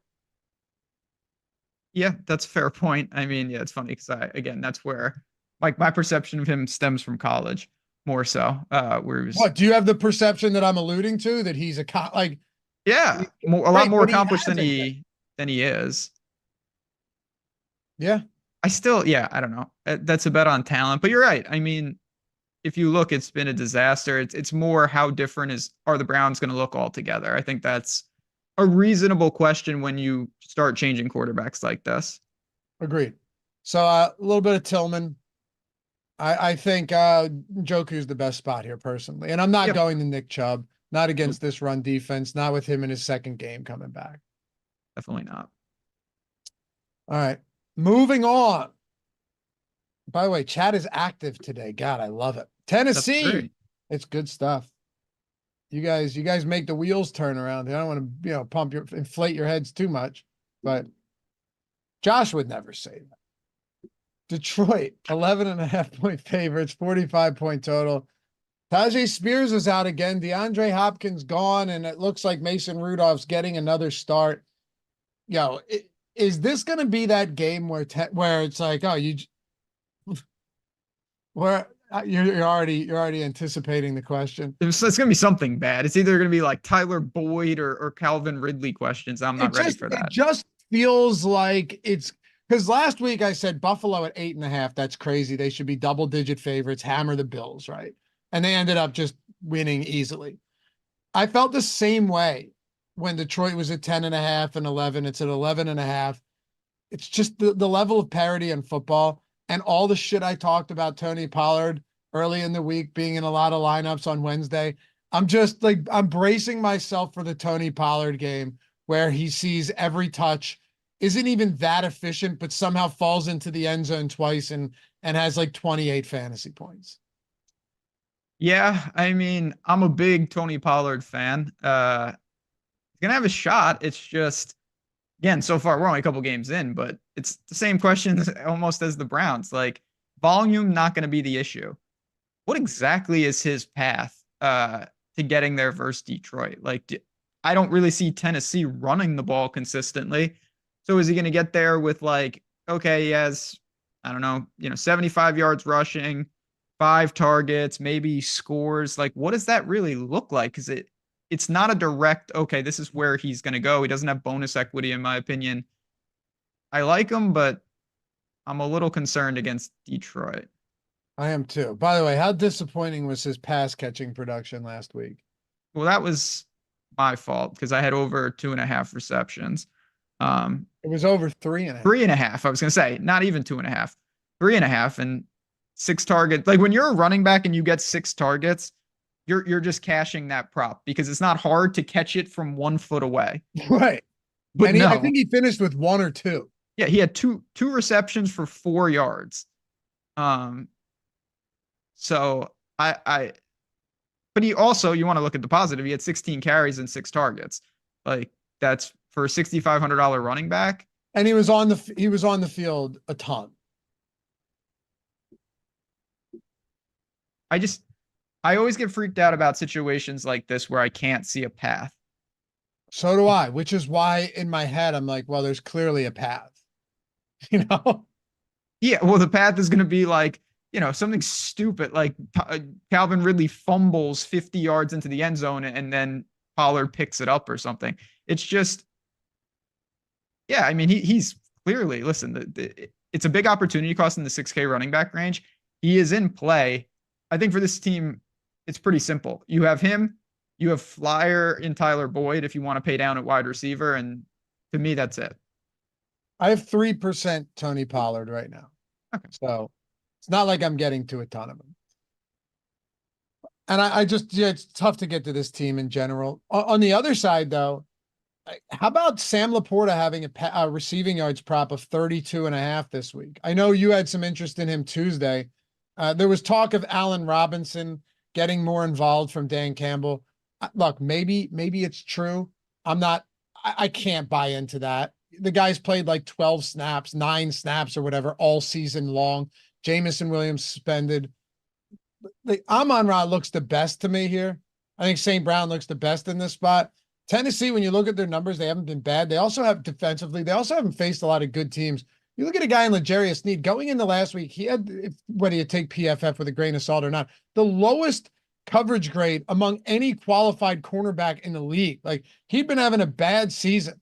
So I have around 10% St. Brown right now. No problem with that. I'm just, unfortunately, with 13 games, you're the one that mentioned it, not getting too much Detroit. I have 1% Jahmyr Gibbs. How much? Let's see. Do I have any? I don't think I have any Laporta right now. It's basically just St. Brown. Yeah, again, Detroit's going to be a perpetual team that's really tough because they've got a lot of touchdown equity. They're going to blow teams out, but they've got, 5, 6, 7 weapons. These fringe weapons for them can contribute, and they're becoming more Chiefs-like by the week. What I mean by that is they're doing stupid, unnecessary things just for the sake of doing it. So you just look at the Tim Patricks and Khalif Raymonds of the world. They're getting offensive linemen involved. And when you pay premium prices, you don't have the luxury of messing around. Not to mention a 200 monster at running back. So I'm not getting to really Goff. And with that, it's more one-offs. I think Laporta may end up in the old anytime touchdown bucket for me. I'm just not sure on this slate. I really want to get there a ton. It's tough. So you kind of a little bit down on him from earlier in the week. It's more a product of how much value opened up elsewhere. Agreed. And Kate Otten. So there's just Yep. Yeah. If anything, I honestly bet the over receiving yards for Laporta. There's ways to get exposure with him where I didn't feel the need to force him into lineups. There's a lot of other ways he's productive for you in some capacity, and you still aren't like, oh, I needed him in tournaments. I don't disagree. Even in Njoku over Laporta in this spot, it's still a better spot. Still better because in Njoku, the competition around him is so much less. So much less. Yep. Anything else from this game? You'd think we'd have more to talk about here, and it's not to say that some of these guys can't go crazy, but no. Tougher to get to with 13 games. All right. Although I guess if you were stacking Goff with like St. Brown and Khalif Raymond or something, there might be ways to get those attachments. But there's ways. It's just good luck. I mean, how many different attachments? It's really difficult to decipher. Well, that's actually a perfect segue into the next game because the Green Bay Packers, I have so much trouble figuring out. Not if they're going to produce or not. I mean, Jacksonville has allowed the league worst amount of passing touchdowns they've been destroyed through the air. Believe it or not, they haven't been that bad in run defense. You don't even need to run on them that much. They've been carved up, whether it's tight ends, receivers, running backs in the passing game have killed them. I've gone over these numbers in a lot of the betting videos over on the Odd Shopper channel. I mean, they've been gashed everywhere through the air. On the ground, they're fine. They're not great. They're not bad. They're fine. All right. They don't have an elite pass rush by any means. They get some sacks, but not a ton of pressure. So you look at Green Bay, you go, man, nice spot for Jordan Love. Nice spot for all of these guys. But between Dobbs, Wicks, Reed, Watson, Kraft, Jacobs, who's it going to be this week? They spread the ball around as much of, if not more. And this is off the top of my head. I mean, I can't think of many other teams that spread the ball around as much as Green Bay does. Been brutal. I mean, just look at Jaden Reed. He's the perfect example. And we talked about this extensively on the First Look show. I mean, if you told me who's really the guy on the outside, I think it's pretty clearly Reed. And he's got 1 game of 8 targets, 4 games of 6 targets, 4 targets, and then 2 targets. Yep. And you're paying 60. It's come down a little bit, but that's brutal. Then you look at the next wide receivers, they're in the mid 5s. For what exactly? I mean, for guys that literally have a floor of a couple targets, Jacobs, I think, makes sense, but you just mentioned Jacksonville's weak point is not up front. It's more in that secondary. And then you've got Tucker Kraft, who's a touchdown machine. He's got 4 touchdowns over the last 4 games, which of course that's going to help, but the prices come up. So it feels like a no-win situation because I'm not really looking to short Green Bay completely, but these puzzle pieces don't really fit. And for that reason, not getting to Jordan Love. I bet Dontavian Wicks to score because in 5 games that Love has played, he has 14 red zone targets, which is crazy. Leads the team by a mile, leads the team in end zone targets. Tucker Kraft is up there as well. He's scored. But from a DFS standpoint, how do you figure it out? You know, if you're playing a lot of lineups, sure. But even so, there's still a lot of, you're still, like, even if you have 30 Jordan Love stacks, you need him to go off first, then you need to figure it out. Listen to these targets on the season. Jaden Reed, 38. Dontavian Wicks, 38. Romeo Dobbs, who's played 6 and not 7 games, 34. So basically put him up there with those guys. And then Tucker Kraft, 30. Josh Jacobs and Christian Watson are down there. But that's 4 different guys that essentially have the same amount of opportunities week over. 3 of them have 18% target shares. Kraft is at 15%. That's brutal. I mean, you can always mix and match because on any given week, one of the guys can consolidate a little more or the touchdown equity goes their way, but it's really hard to know anyone's volume outside of, I will admit that Josh Jacobs, his volume is obviously more secure because 12 to 15 carries, I'd say, is pretty typical. Here's what I have. I have 7% Jaden Reed. Okay. Which I have no issues with. The reason being that Jaden, and you know what, right? Jaden Reed's ceiling is so high. Yeah. That's what you get with Jaden Reed. Just a really high ceiling. And I have 1% Tucker Kraft. And I have 1% Romeo Dobbs. Which is, it's kind of scary, but at 13 games, when you have to start eliminating spots, what is it? Is it the really good teams with a concentrated target share, or is it a good offense as a road favorite where you don't know where the ball's going to go? Then again, that's just it. 2 things can be true in the sense that, Green Bay has shown time and time again, if you connect the dots, they have tournament winning upside, but there's really no way to decipher on any given week who that could be. So it's just a tough team to get to. I'm fine with Jacobs, but even there, I'm somewhat indifferent, and it's more of the running back depth at that same price point. Because if you click Josh Jacobs, that means you're probably certainly less likely to click Dobbins, Brian Robinson, Pollard, Kareem Hunt, DeAndre Swift, Achane, a lot of names in that same range. Yeah, Bug Boy, thank you for the super chat. I need an explanation why Jacobs is the 16th highest projected running back, 3rd in team total, average 20 touches, highest game total on the slate, 4-point favorite. What am I missing? He's not the 16th from what I'm seeing. He's 2, 3, 4, 5, 6, 7, 8, 9, 10. 11th, but he's basically, when you look at that projection, he's basically 9th. He's basically top 10 up there with Kenneth Walker. I don't know. I mean, are you putting him ahead of Hall, Dobbins, Mixon, Barkley? Gibbs is up there. You putting him ahead of Javante in that spot, coming off not only a big game, but 11.5-point favorites with one of the higher totals on the slate. You putting him above Henry. I mean, if you want to make the argument to put him above like Bijan or Kenneth Walker or Kamara, sure. You're not putting him ahead of any of those other guys I mentioned. That's why it's just a really saturated range, and that makes it difficult, even for guys that are in decent spots. Muhammad said Love with Reed is the safest. Yeah, I don't hate it. Like, you're hoping for the big Reed game, but again, the target share is so spread around that Love could have Reed could have a good game and Love still doesn't get, I don't know. Other way around. Love could just spread the ball around and Reed has an okay game and he's the highest priced guy. Jacksonville's kind of interesting. Where are you at on Travis Etienne? Do we have a report on him yet? Because earlier when I saw it, it was still questionable. I think the last I saw doubtful. Is that he was probably not going to play, but I haven't seen anything updated. I think I read that he was a long shot. Okay, yeah. So seems unlikely. But again, right? Tank Bigsby has been great. Guy's been a revelation. I mean, he's objectively better than Travis Etienne at this point.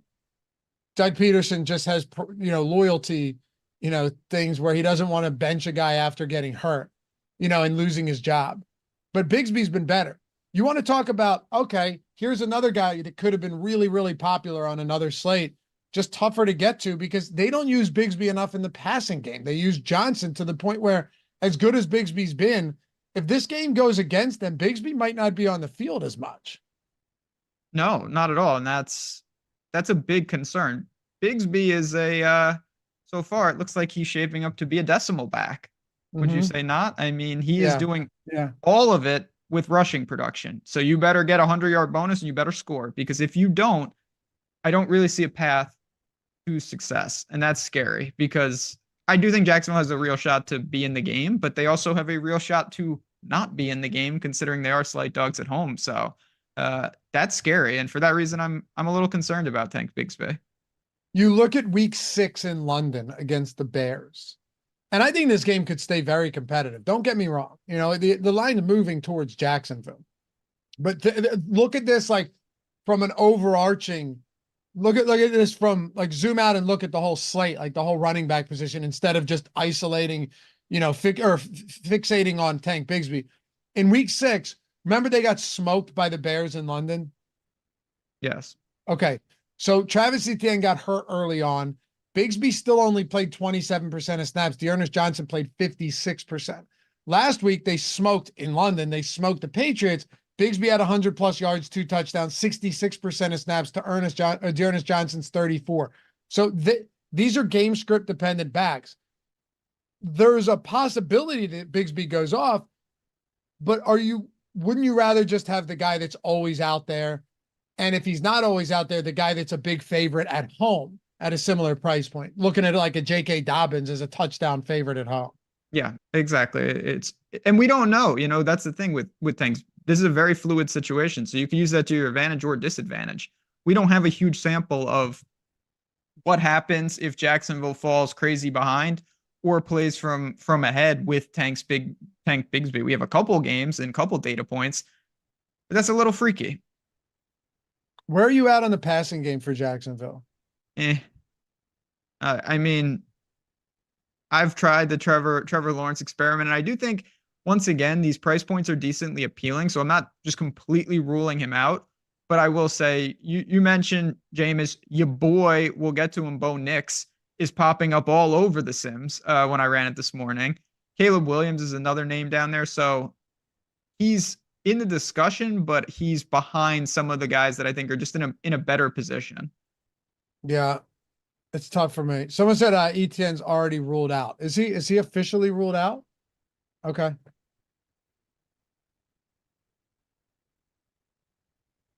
Doesn't really matter much. Yeah, I was about to say, I don't think it's a huge piece of news.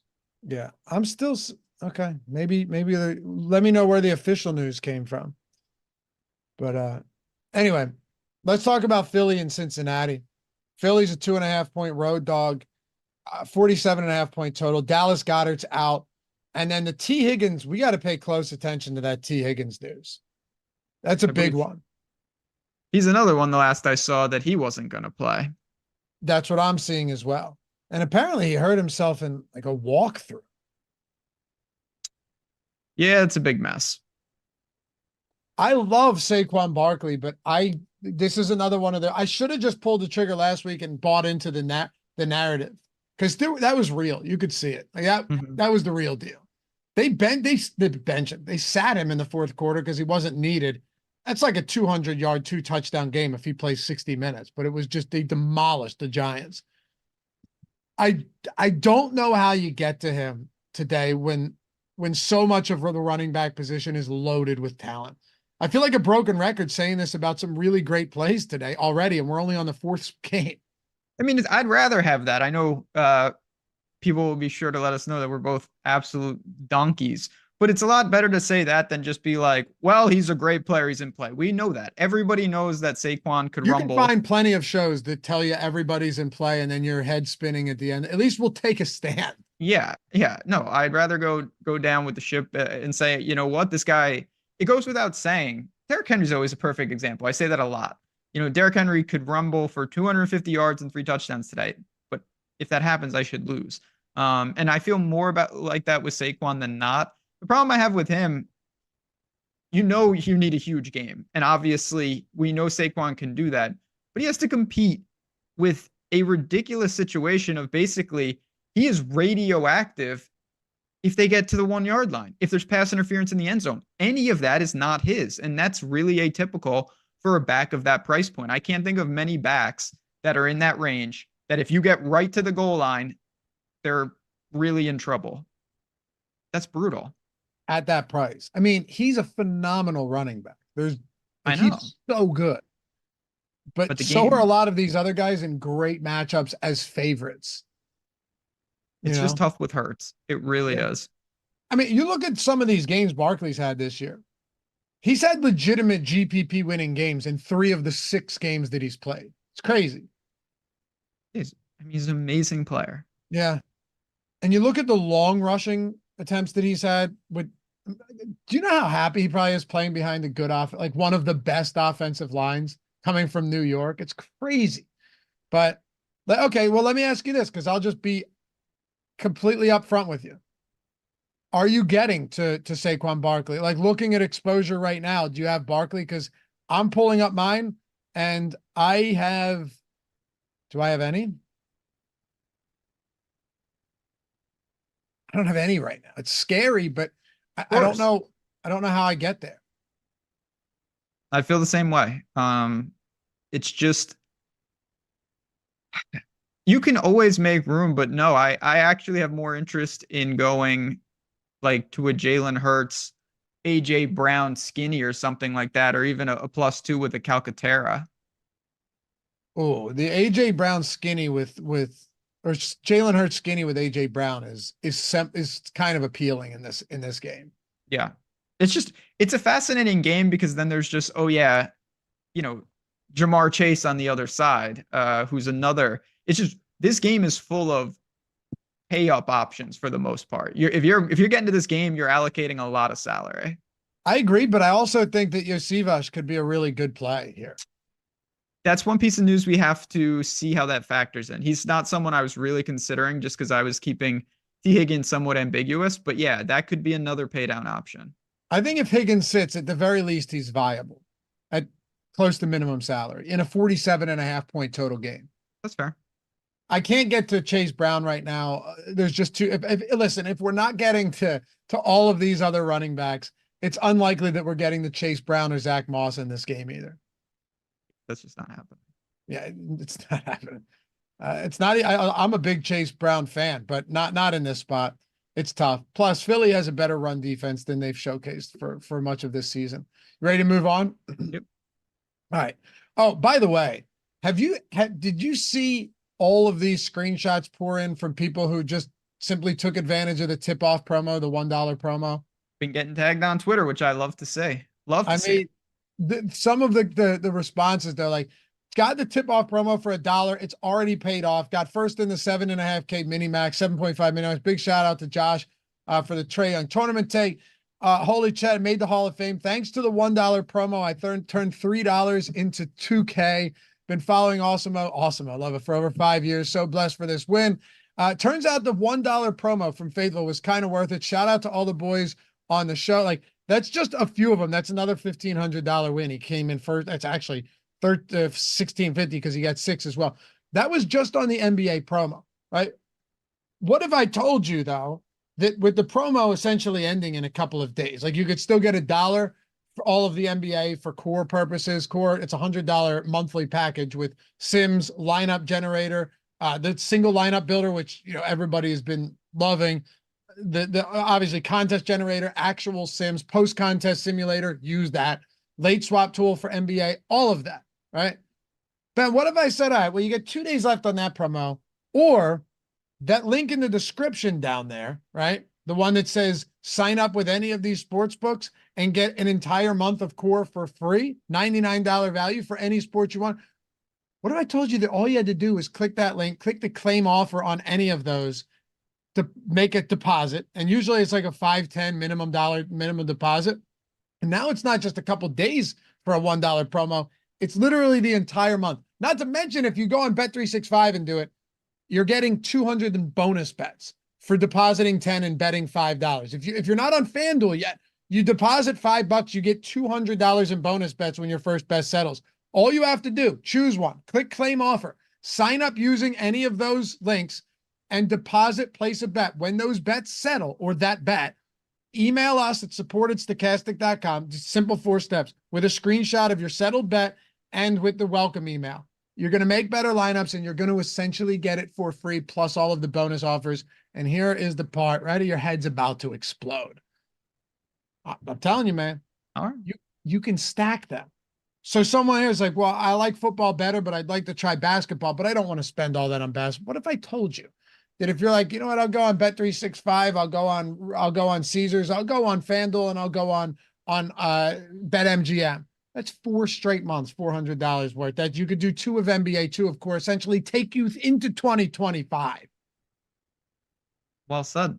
Yeah. I mean, Pretty I'm not cool. going to reiterate all of that. It's just been fantastic. I did college football yesterday, live before lock, and I had a lot of people that were just like, I never would have honestly, you know, maybe used a sport that I wasn't super familiar with. I wasn't ready to do it, but I had an extra month to allocate. And now I'm playing because I got those tools for free. And it's just something I never honestly would have done on my own. And that's what I love about it. You know, say you do a couple and you know you love NBA. It's one of them on a sport that maybe you're not as familiar with, and see the tools in action. And then maybe it's a new sport added to your portfolio. Damn right. Even if you're in a non-legal betting state, all of those pick'em sites apply. Anyway, got to be 21 years old or to gamble. You have a gambling problem, call or text 1-800-GAMBLER. The best thing that can happen is you get the tools, you win money with them because you're building better lineups. And then you win your bets with your bonus bets over on whatever sports book it is. And you rack that up as well. You run that up. Oh shit, should have done it sooner. Anyway, links down there and it's in the chat. And shout out to all the big wins from you guys trying out the tools for the first time. We love to see it, man. All right. Do we have anything else from Philly or Cincy? I think this is one we saved for live before lock with Eric and Matt too, because they'll have the T. Higgins news. Yeah, absolutely. They will got you covered. I think we got the cursory look. Favorite play right now would be AJ Brown, maybe a skinny with Jalen Hurts. I don't have a lot of it. And then on the other side, yeah, obviously Jamar Chase looks decent. Yosivas could look pretty good. That's where I'm at. Yep, I agree. Colts, Houston, Jonathan Taylor's back, but you still have Anthony Richardson starting. Are you willing to go back to the Anthony Richardson well right now? Because it has not looked good. No, not on a 13-game slate. And we know there's some talent there, but positive, you know, he had 14 carries against Miami. That's really good, but that's the only good data point. So no. What about Taylor? No, mostly just because he's in a range where he's like $1,000 more expensive than all these backs that we talked about. And he's still coming off, you know, been banged up. So what does this look like? Will he be phased out a little bit as well? And we still don't know, or at least I still don't feel super comfortable with him and Richardson coexisting in where his price point should fall. So no, Indy's a team that is far down the list for me this week. I'll say this much.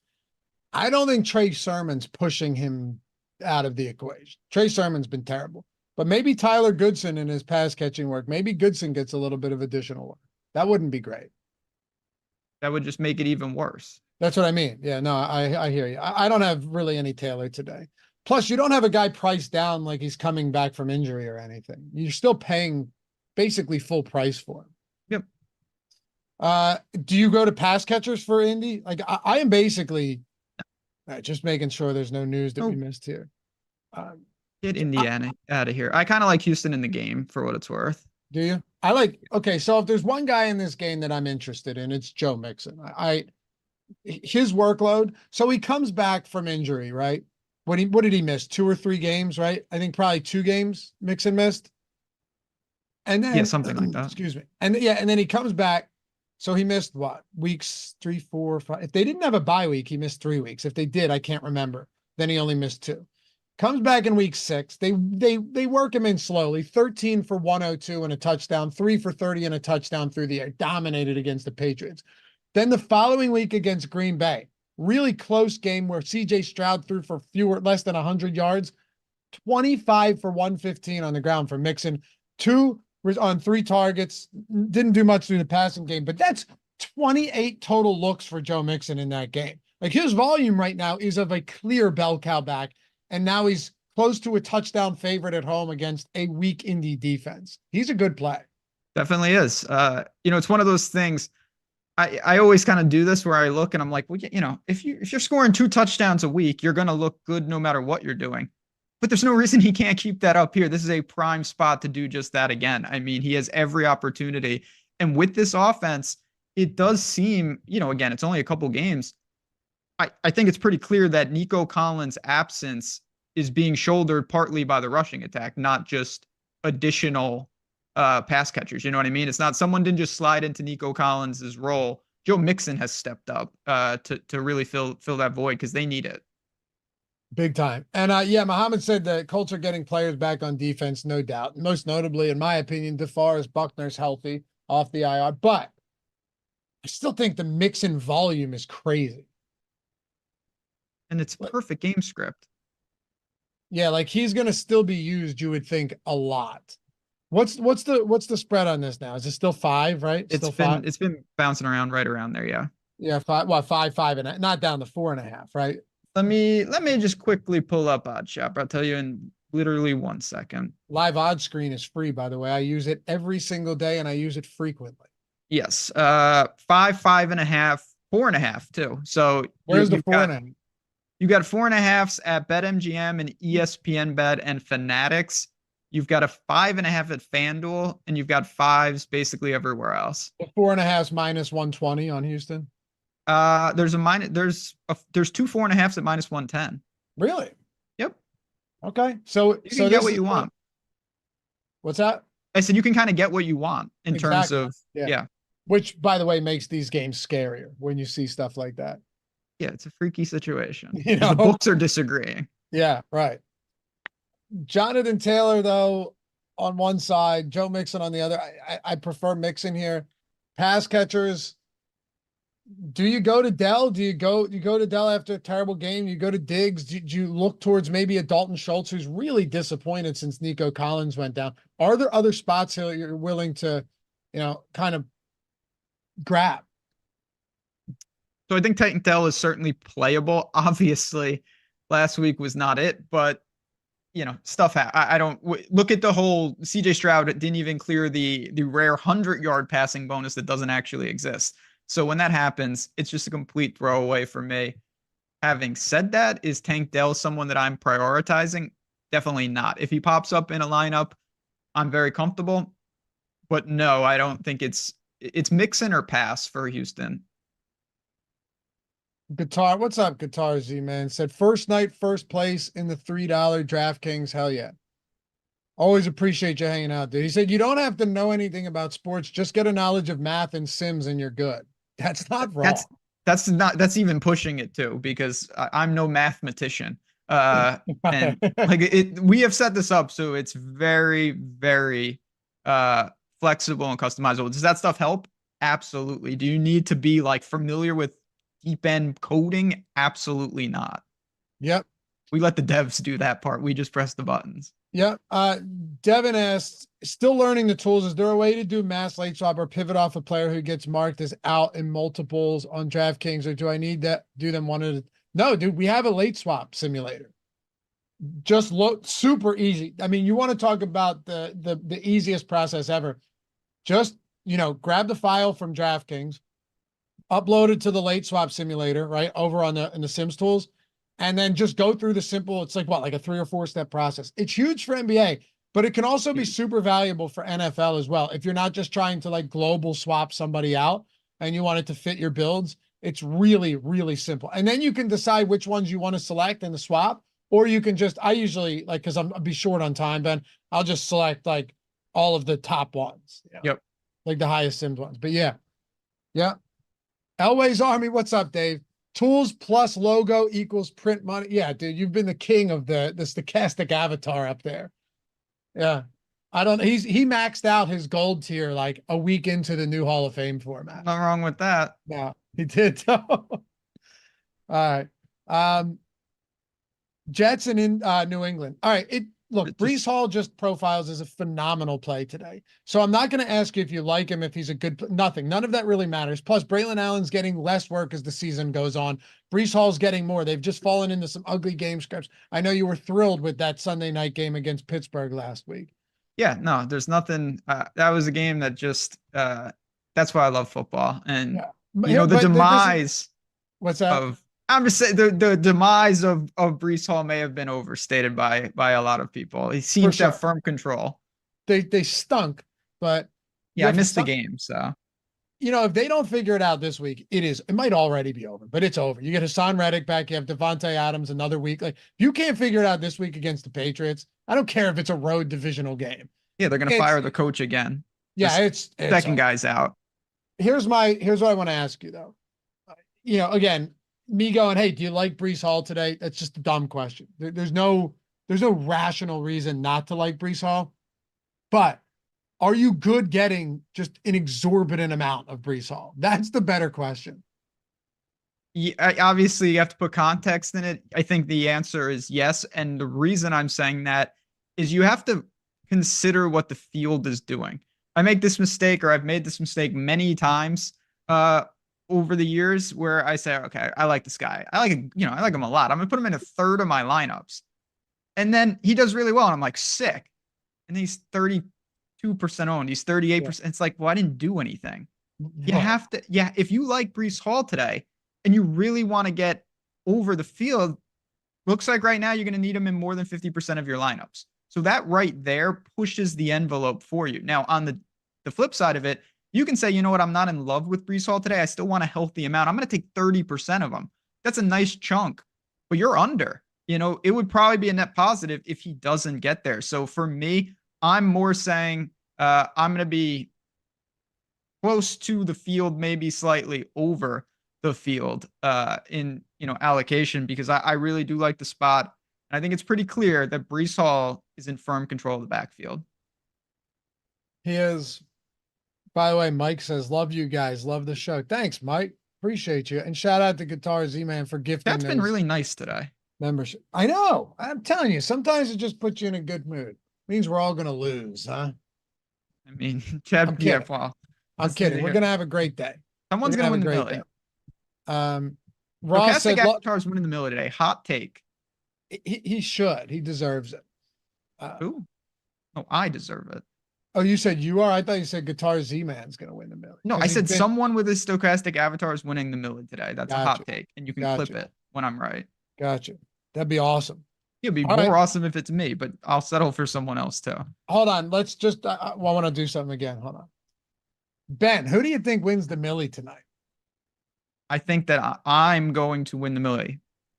No, run it back. I see what we're doing. Go ahead. I want this get ready. Let me get my posture right. Go ahead. Chat's been good to us today. Chat's just been good in general. This is, I wouldn't say it's ominous. I'd say it's complete opposite. I think it's a sign of good things to come. I think it's a sign of I'm going to go with a hot take right now.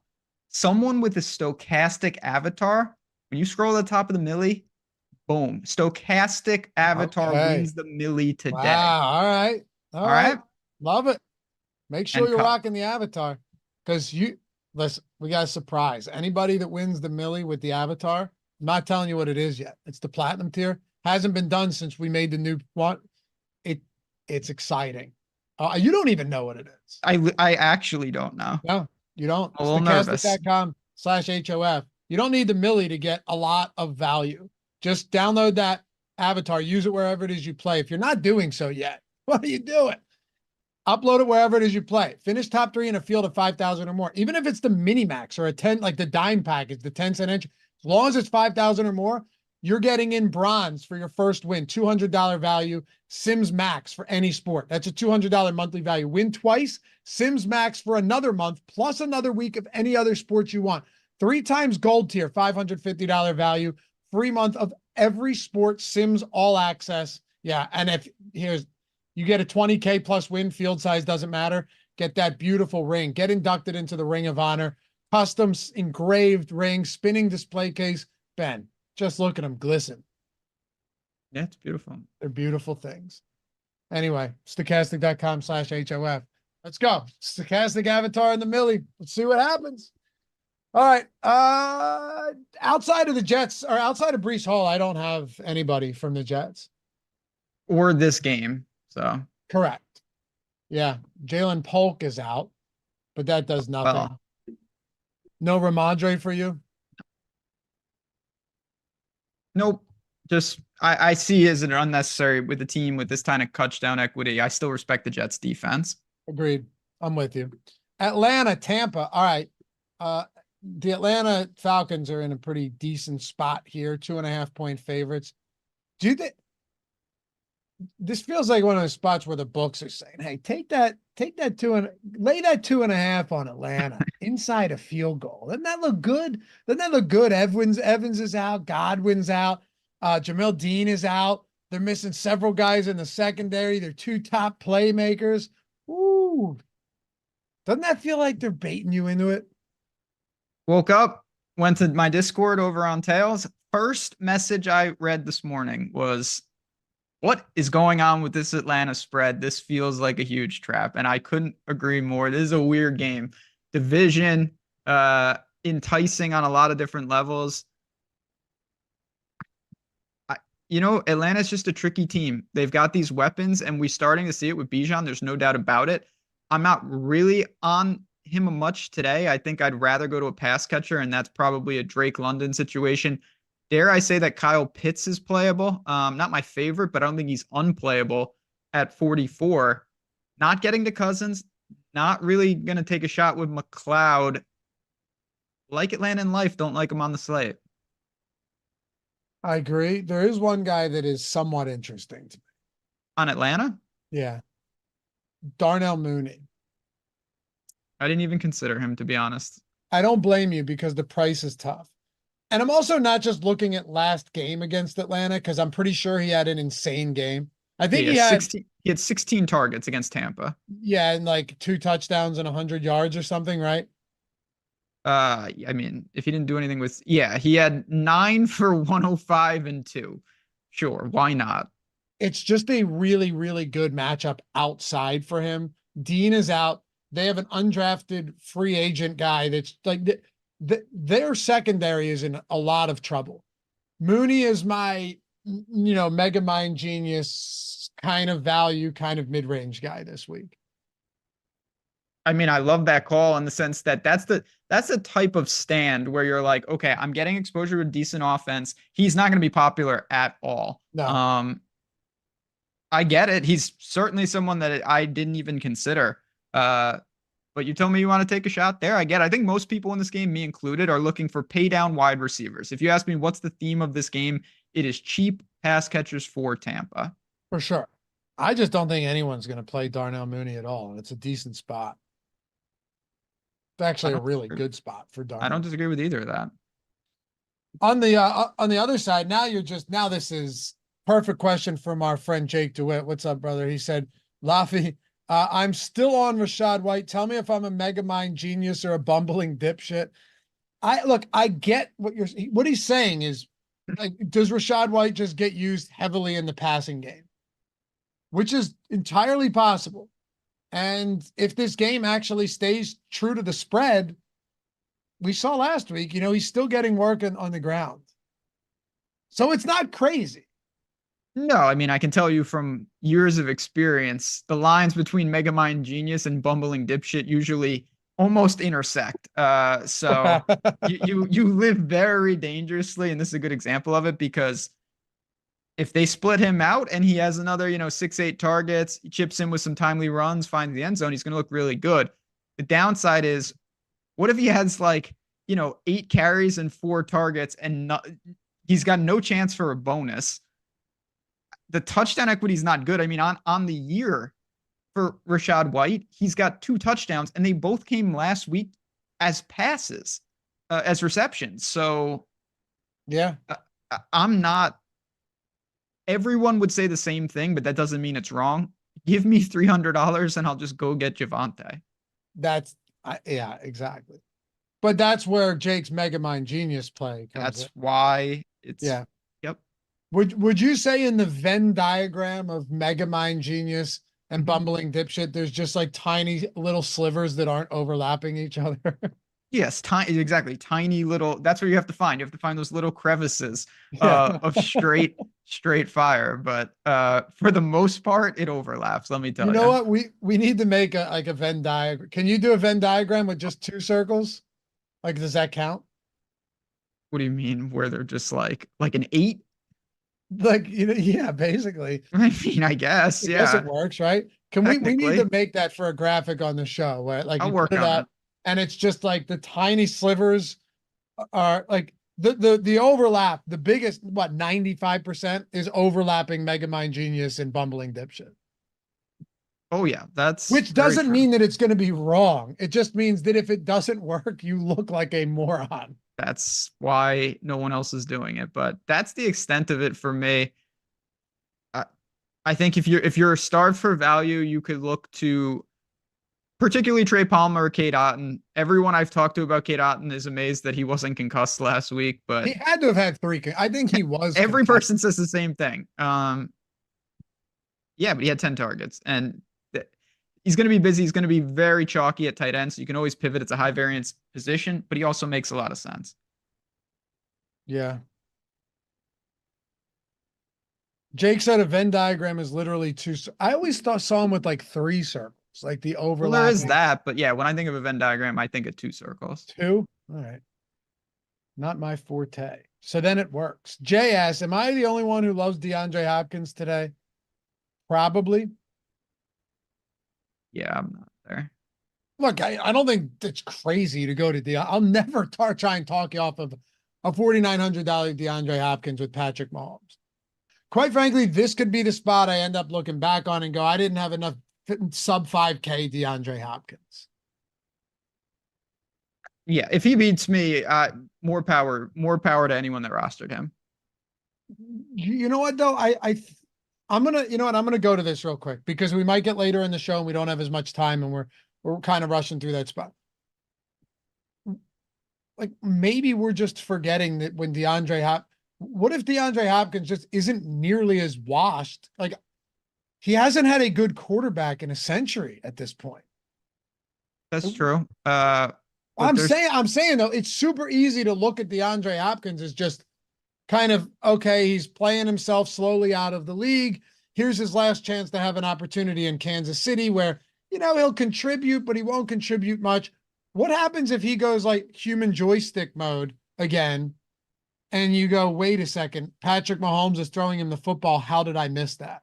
Could that happen? I guess, but I don't see many paths to that at all. All right. I'm just saying. Not even just because of Hopkins. The Chiefs are not really designed to do that right now. They're not, but they were when Rashee Rice was in there. I don't think Rashee Rice and DeAndre Hopkins are even remotely comparable at this point. Fair.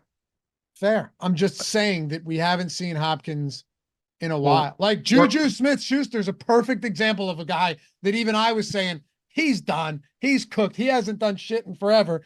And, That's what happens when you got scrubs throwing you the ball in Pittsburgh and then New England, and then he comes here. One injury happens and Juju goes off, and you're like, oh wait, he still has it. Yeah, he was $3,500 though. Okay, but last week he was super chalky at mid 4K. Yeah, I wasn't on there, and he got 0. Now he was critically injured, so don't.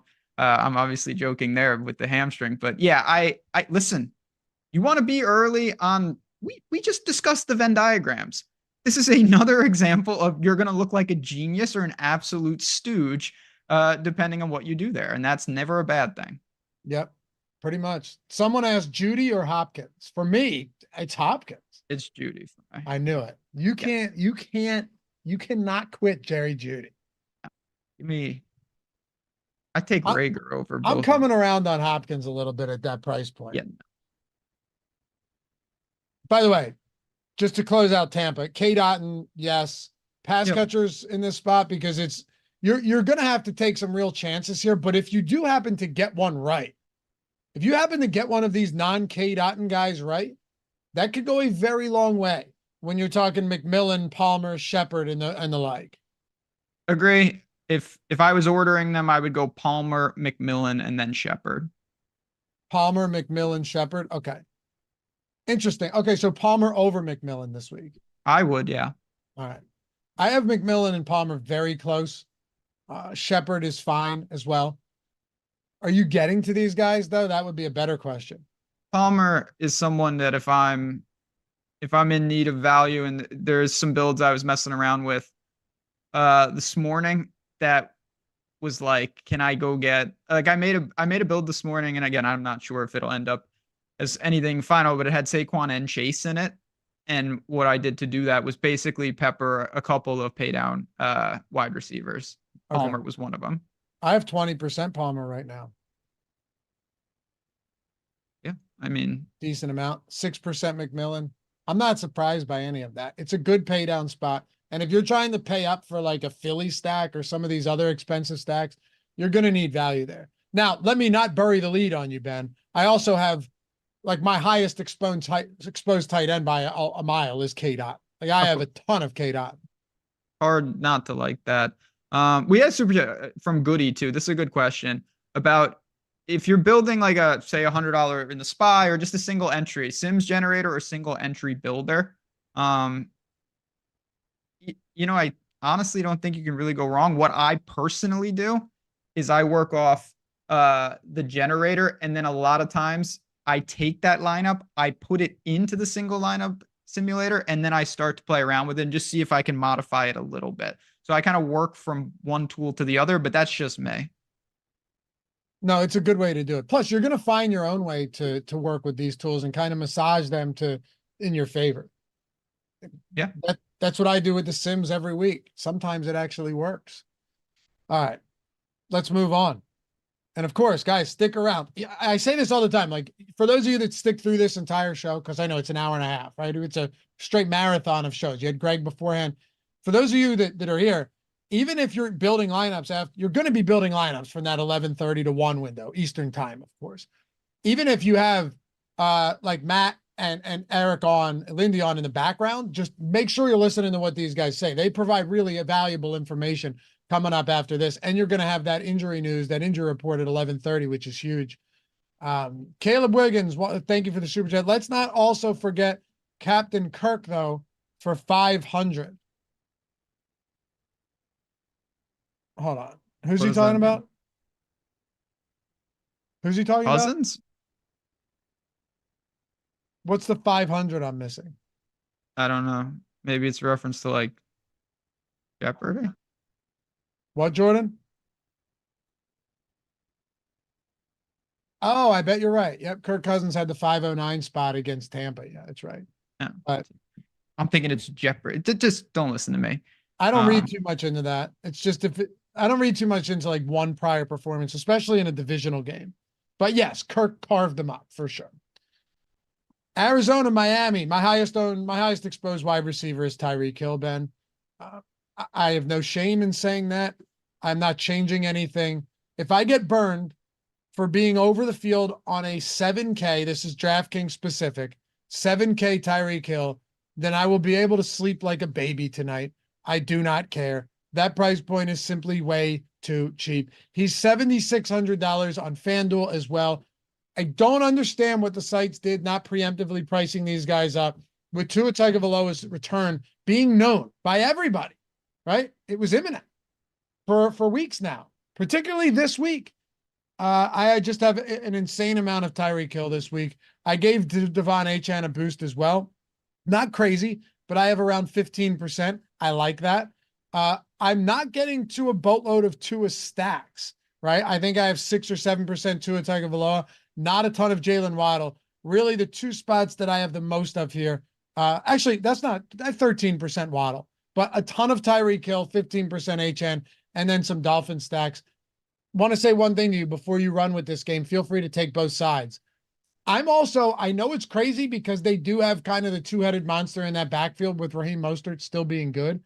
I'm not opposed to having some Devon Achane, Tyreek Hill lineups without the stack, because anytime you're telling me, oh, you can get Devon Achane and Tyreek Hill together for around $13,000 against the Arizona Cardinals in Miami, to me, it's just one way to get a little bit different when you've got chalky players who are underpriced is go, all right, I'll just not play the quarterback here. Listen, it's pretty simple.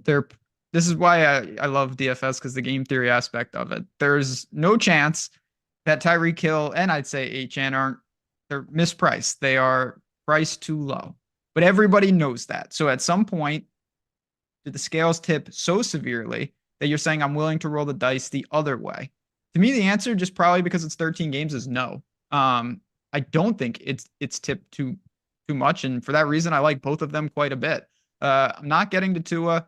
I'm not getting to the Cardinals. I bet the Dolphins this morning. It's picking my video today if you're over on the betting side of things. It's very simple for me. I want one-offs of Hill or Achane. If I got Waddle, I'd be fine, but he's clearly the third guy, and that's it from the entire game. Okay. Are you getting a lot, or is it like, are you on what side are you on? I'm over, under-owned. I'm going to get over on Hill. Yeah, I'll probably get over on Achane just by product of the field, not loving him. And yeah, I get it. I see, Tua is not going to be popular. Problem is there's so many dynamic quarterbacks on the slate. Tua could have a big game and all these guys could get there. And Hurts, Lamar, then one of these rushing quarterbacks just laps him. And for me, Tua is just not playable right now. I agree. I have 6%. It's fine. I want to get a little over on Devon Achane though. Just guys that's so explosive, so dynamic. It's a great spot. This is it for Miami. Gotta win this game. This is an all-in game for Miami. They have to win this game. Isn't it amazing though to think of, like, if Tua didn't get hurt, this team looks so good because the games that they played where Tua was hurt, Seattle, all right, fine. Tennessee, New England, Indy, right? Like there's so many spots that just would have looked really, really good. And they had a bye week. Just terrible. Anyway, do you like anything from Arizona? No. You can't really get to Marvin Harrison right now at all. Definitely not. And I'm a big Trey McBride fan. I think we both are. I just look at tight end, and we already talked about Njoku. We'll talk about Bowers and Kelsey soon enough, and there's pay down options. So it's a pass for me.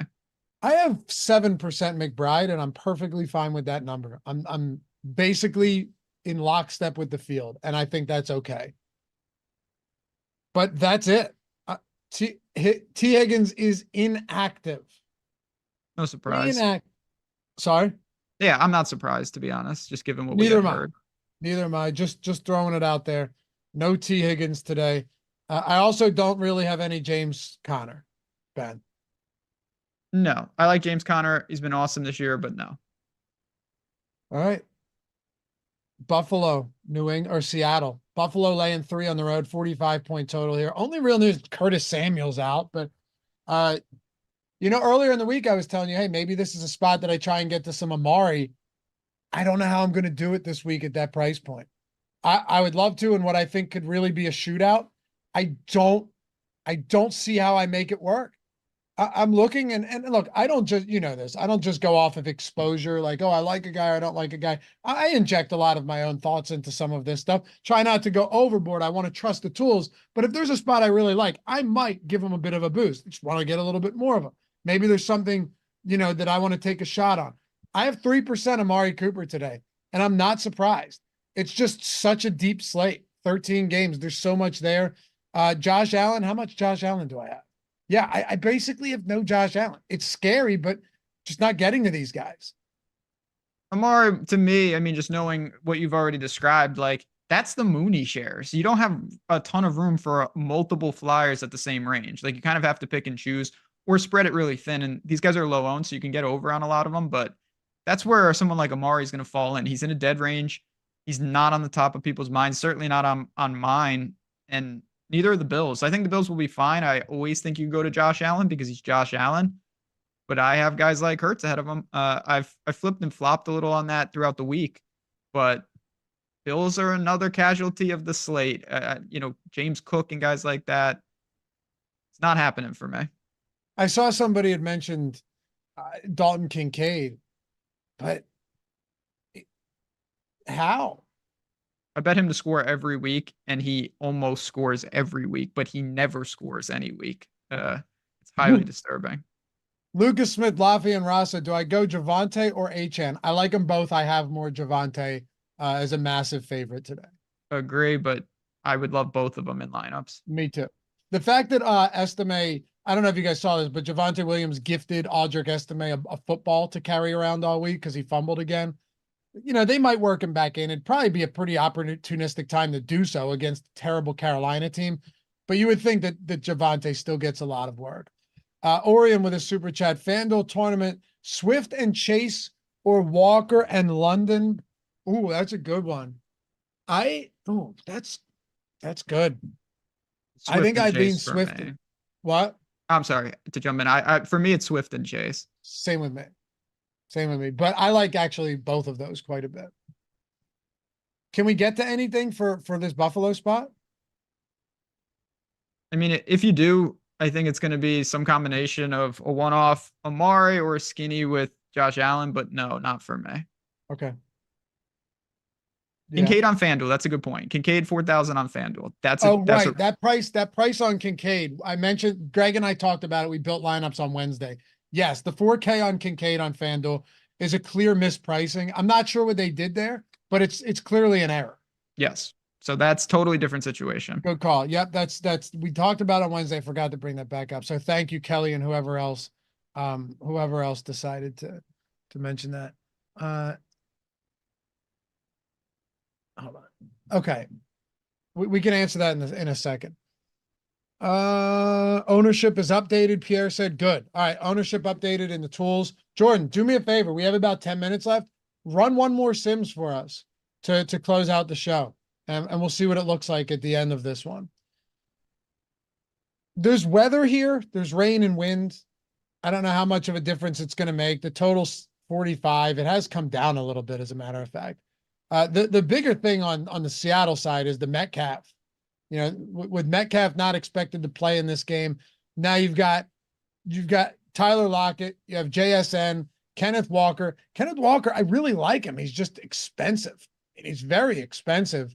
My highest exposed guy here is going to be Tyler Lockett. I am also getting to a lot of Geno Smith this week. It's an easy stack to make because your price points on your wide receivers who are getting target share are very reasonable. With JSN and Lockett, it's still a weird team though, Seattle. They'll throw some other guys in there. You've got the Bobos of the world, the Fants of the world, obviously Kenneth Walker. So I don't think it's just, one guy is going to step up and replace, Metcalf, who has what? You're talking about 37 targets over the last 4. Having said that, the mid-range wide receivers for Seattle are where I'd want to go. Lockett 1, JSN 2. That's where I'm living. Any Noah Fant? I think you could do it. Yeah. I'd be more likely to do it as a Geno +2. Definitely. He's a good pivot off Otten, but I think everyone would agree that Otten's in a better spot. There's so much value though at tight end that, believe it or not, even though this kind of speaks volumes. Despite me having 16% Geno, I don't have any Noah Fant. You would think I'd have a lot. I don't. Yeah, and that is a little surprising, but yeah, that's about it. Very surprising. But yeah, so just throw that out there. And if you're talking one site to the other, Kenneth Walker 7,800 on FanDuel looks a lot better than Kenneth Walker at 7,800 on DraftKings. Like a lot better. Yep. All right, next game up. Oh man, Saints 7-point dogs against the Chargers. 41-point total here. Oh, good. Save some time here. Well, here's the problem that we will, but we won't. I'm going to try to save as much time as I can. Just bear with me. There's actually a lot of questionable spots on this Chargers team. Like, okay, I can put it to you very simply. If you wanted to just go very basic cookie cutter analysis, which I think is probably fine on this site. J.K. Dobbins looks amazing. I love him. The Saints have allowed 502 rushing yards over the last 2 weeks. 502. And if you go over there, they'll stack the box against them. Maybe, but wouldn't they have done that against Bo Nix's Broncos last week? Still 225 plus yards, or 225 or so yards for the Denver Broncos that previous week. So I love him. I like Ladd. He's expected to play. Probably not going to get Quentin Johnston. He's doubtful. And we're not going to get DJ Shark either. Do we have news on Will Dissly and Hayden Hurst? Because both of them were questionable. You may look at this and go, whatever, it doesn't matter. But based on Dissly's opportunities last time and how cheap he is, if Hayden Hurst is out, Will Dissly actually looks pretty good. So I think Dobbins is an easy play. McConkey I have 20% of right now. But Dissly might look pretty good if Hayden Hurst is inactive, and this is a 4 p.m. game. Yeah, Dissly is certainly someone to keep an eye on. But what I was saying is we could save some time because we only have to talk about one team. There's nothing on New Orleans that checks out. I think Kamara is unplayable at this point. They're essentially just like they're taking him out of the game. Yeah, no, it's a disaster. And why would you not? You can play Chargers defense. Yeah, Chargers allowing a league low 13.8 points per game. They haven't faced many good opponents, but guess what? Spencer Rattler and company don't exactly change that mold today. No, so I'm with you. You can't really do it. I told you where I'm at with the Chargers. I love Dobbins. I have a good amount of McConkey, and Will Dissly will be in some of my lineups if Hayden Hurst is out. But this is a good team. They're 7-point favorites today. Not a good team, but a good team to target. Good teaser piece. Oh man, if they lost this game, Jim Harbaugh, they're not going to lose. If Harbaugh lost this game at home, oh my gosh, they can't lose this game. Especially 400 yards of offense last week against Arizona, and they came away with 15 points. They'll be in, yeah. What are you doing with it? I mean, I've told you where I'm at. I'm mirroring you. Listen, Dobbins checks out as a great running back. The script is perfect. They want to naturally run the ball. Big fan of Ladd. It's just a macro buy. Not worried about the injury. Price point fits. Everything after that is speculative. Dissly, there's a lot of things that would have to break his way. Chargers defense, it doesn't matter. Not getting to Herbert, not getting to Fehoko, not getting to Palmer. Man, I have to piss so bad right now. That's good. That builds character. Probably bad for the kidneys, though. I don't have a bathroom around here, but there's a sump pit. I may. Smart. No, I would never. It's a nice thing about us not being on an ESPN. Not that they'd take us anyway, but you can say, geez, I gotta piss. Yeah, that's great. That's You know that's what I one of mean? the perks of being here. Yep. Well, there are plenty of perks. Yeah, that's just not the one that comes to my mind, but that's why we're different. I mean, imagine Josh and me, and they throw us on one of those shows. How long do we last, honestly? Not long. Do we last a week? I think I would. You might not even last think the I'd be week fine. here with NBA back, but Jake DeWitt. Jake said I pissed in my sump pit last night. No joke. Why, dude? Hey. That's awesome. All right. Let's go. Nah, I'm good, Obi-Wan. We got a few games to go. I'm a professional, man. I just thought I'd let you guys know. All right. Kansas City and Raiders. We talked about Hopkins. I'm not going to rehash that. If you guys missed it, jump back. What was it, like 10, 15 minutes? We broke all of that down. I think I might give a little bit of a boost to Hopkins. Ben is out. Fair enough. Fair enough. I get it. What about the rest of this team, though? Because to me, it's Kareem Hunt. That's right. Yeah, and I think that even furthers my lack of interest there. The Chiefs are awesome. They just do what they need to do, but they're not right now really just paying out a ton of dividends on the fantasy side. You've got Worthy, who's got the home run abilities, but when he doesn't, I mean, his high for the year on any game on receptions is 3. You've got Kelsey, but I prefer Bowers. You've got Kareem Hunt, who makes a ton of sense. Not getting to Mahomes, and that's about it. Hopkins I get, but it's not for me. Yeah. Hunt looks good though. Yeah, he's very solid. Kareem Hunt looks good. I do have 20% Kelsey too. I'm fine with Kelsey. I just prefer Bowers. I like Bowers a little bit more. I have less of him right now. We'll see. We have a new ownership run. Jordan, you did it. Oh, sweet. Hold on. What's our exposure? Sweet. Oh, wait. Do we have more Bowers than Kelsey exposure now? We do. Okay. How much Bowers do we have? I'm having trouble reading that. 26. I get it. I like Bowers. I want nothing else. I don't want Jacoby Myers. I don't want any of these guys, Ben. It's Brock Bowers, it's Kelsey, it's Kareem Hunt, and yes, I will take some shots on DeAndre Hopkins.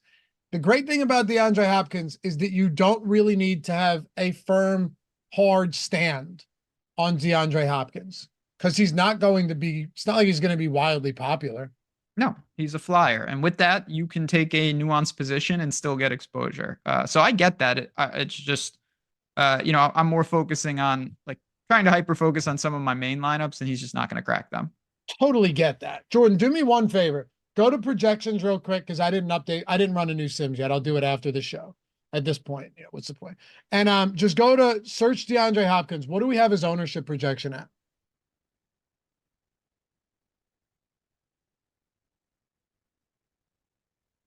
Okay.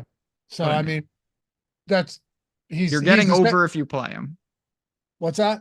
I said, if you play him, you're getting over. Right. Like if I had 5% Hopkins, I'm over the field. So 3x. 3x. Anything else from this game? I don't want to just because we'll get out of here in 5 or 6 minutes. So we're fine. But is there any other spots you think are important to hit on? No. And this is going to be a dumb comment. Believe me, I don't think it's impossible that the Raiders win the game. I bet them at 10. It's come down. I think the more appropriate thing is maybe just to take the points. They're overmatched. I could see this being just one of those wait, what? Big win, emotional. San Francisco, you got to hit the road against the sleepy Raiders, divisional opponent. Problem with the Raiders is they're just terrible. No, I love that you say this. I do. An outright win, I don't think I can get there with you. That's a stretch. I agree, but Patrick Mahomes as a big favorite has not been good against the spread. He hasn't. We got some time on that game, so. Okay, did you sprinkle on the money line? I haven't bet the game at all. Would you consider it? I'm definitely going to consider it. I love it. All right, you gonna throw it in the Discord? Oh, if I'm crazy enough to do it, that'll be the first place that I do it. Well, if you guys are ever interested, Ben and I have a bit of a deal going on right now over on Tails. And that's our odd shopper, marketplace where you have all of us, not everybody, a lot of people throwing the picks in there, having fun with all of that. If you were to use the promo code BOGO, we've had some phenomenal seasons thus far. Like I said on the Tuesday show, outside of last week, because last week was an unmitigated disaster. But that's perfect, right? Because now it's you could jump in. We fire the engines back up. I already did yesterday. Yesterday was fantastic for college football. We're going to do it for NFL today. Yeah. I mean, I had a generational round robin parlay in week 2. That pays for it all, but yeah, I mean, it's just an awesome time. Come on in. If you've been in since week 2, we could have a bad week 5 straight and it wouldn't matter. You're still up nice on the season. But either way, hit me up, hit Ben up over in Tails. You'll see it right there where it says join Tails by Odd Shopper. So click that. You'll see either Ben or mine. Click one of those. And when you sign up, check out with the promo BOGO, BOGO, and you get Ben for free if you go with the month of mine, you get or a week. Is it month or week? Is it a month? It's just your first Whatever. payment. Week Then to you month. would pay for both. I want to be clear Yep. about that. But you get the chance to get both of ours for the price of one for your first payment. So you come So on in. just sign up on one of them and then use BOGO, and we'll hit you up and you'll get the other one for free. And you'll have access to all of our picks, all the early picks, everything throughout the entirety of the week or the month. Correct? Correct. And say hi in Discord. We've had a lot of people take advantage. It's so cool to see the DFS betting crossover. It excites me. So the more of that, the better. Oh, also, it's super affordable. We didn't go wild with pricing at all. Ben and I didn't at all. All right. 2 games. Do it. 2 games. Carolina, Denver. Carolina's like, I would love to try and find they're unplayable. Even Chuba, I actually, maybe this will be to my detriment. I negatively boosted him just to get less. I love Javonte. Devon Vele looks good to me today as well. There are pieces. I have a lot of Bo Nix. I can keep this very, very simple. I have a lot of Javonte. I have more Bo Nix than I'm comfortable with. I just don't love the idea of having a lot of Bo Nix and Javonte together because they kind of cannibalize each other at the goal line. 85% of the red zone opportunities, red zone rushing attempts have this crazy. 85% this year have been Javonte and Bo Nix, including the goal line attempts. But I love all three of, I think Vele's a good play. The guy I'm not getting to, probably just a pricing thing right now, is Sutton. And he's going to have 200 today because I don't have him. So you guys should play Cortland Sutton. Even in the stacks? I'll tell you. And again, I'm going to run this again. You know, my final run will be after the show. I'll tell you right now, my Cortland Sutton exposure, I have 3%. I don't have a lot. You think I should boost him, Ben? Think give him a little boost?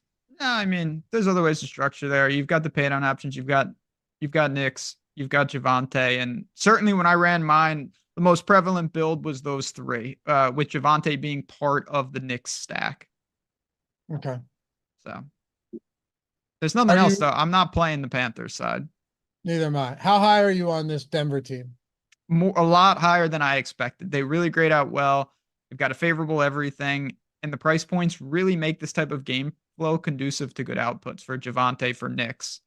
Yeah. Are you okay playing them together? That's the biggest question. So I'll be honest. I'm not the biggest fan of doing it. It is popping up a ton in the Sims and they grade out really well. So I'm not preventing it per se, but I may play around with my Denver stacks and maybe put Sutton in there instead of Javonte. But yeah, clearly you can do that. Okay. By the way, L'Jarius Sneed out for Tennessee anyway. So yeah, Amon-Ra looks even better in this spot. No, I mean, they move him all around. Don't get me wrong, but they just things keep getting worse for Tennessee. I'm with you though on that. If they just end up having a huge game though, nothing matters. Like everybody together can work for Denver. Absolutely. All right. Chicago at Washington. And I only asked once, if you guys don't mind, before we wrap this up, take a second, hit that thumbs up. We're at 669, Ben. We have 3,600 people watching with us. So realistic estimate over the next course of a minute or two. So what can we run this up to with our final game before we turn it over to Eric and Matt? 847. So you think 1,000 out of the picture? 1,000? Yeah. I mean, yeah. Okay. I'm going to say 928. I think it's very fun. I think people just forget and they go, shit, I forgot. Let me help the boys out here. Let me feed the algorithm. We got good people here. All right. Chicago at Washington. Now it looks like Jaden Daniels might play. I mean, that's surprising. I mean, it's surprising, but on this slate, I'm not sure it's a huge factor. I actually have some DeAndre Swift. I have some DJ Moore. No one's really talked about DJ Moore at all throughout the week. Some people do, but he hasn't been really a fixture of the conversation, just given how deep this slate is. DeAndre Swift, another one. I don't have a lot of him. I'm actually under the field. I do have some of him, but I'm over the field on DJ Moore. And at quarterback, believe it or not, Ben, my fourth highest exposed quarterback is Caleb Williams right now. I like Caleb Williams as well. Obviously, DJ Moore is a nice pairing with him. You've got other options. You've got Komet, you've got Swift, you've got Allen. But yeah, I'm all about that. And I've been pretty adamant. I'm impressed with Washington, but I'm not impressed with their defense. Their defense is still a big concern for me. I think Caleb's going to look good today. I do like the Bears stack, and I think that they're a good team to target. So do I. You're right on the money with this eight. What did you say? Eight what? Yeah, I said 847. I almost hit it. You're right on the money. Yeah, nice. All right. I thought we could do better. That's okay. It's all right. We've had a good show. It's been fun, and we appreciate you guys. I don't have much for Washington today. Like Bijan's kind of getting, or Brian Robinson's getting squeezed for me.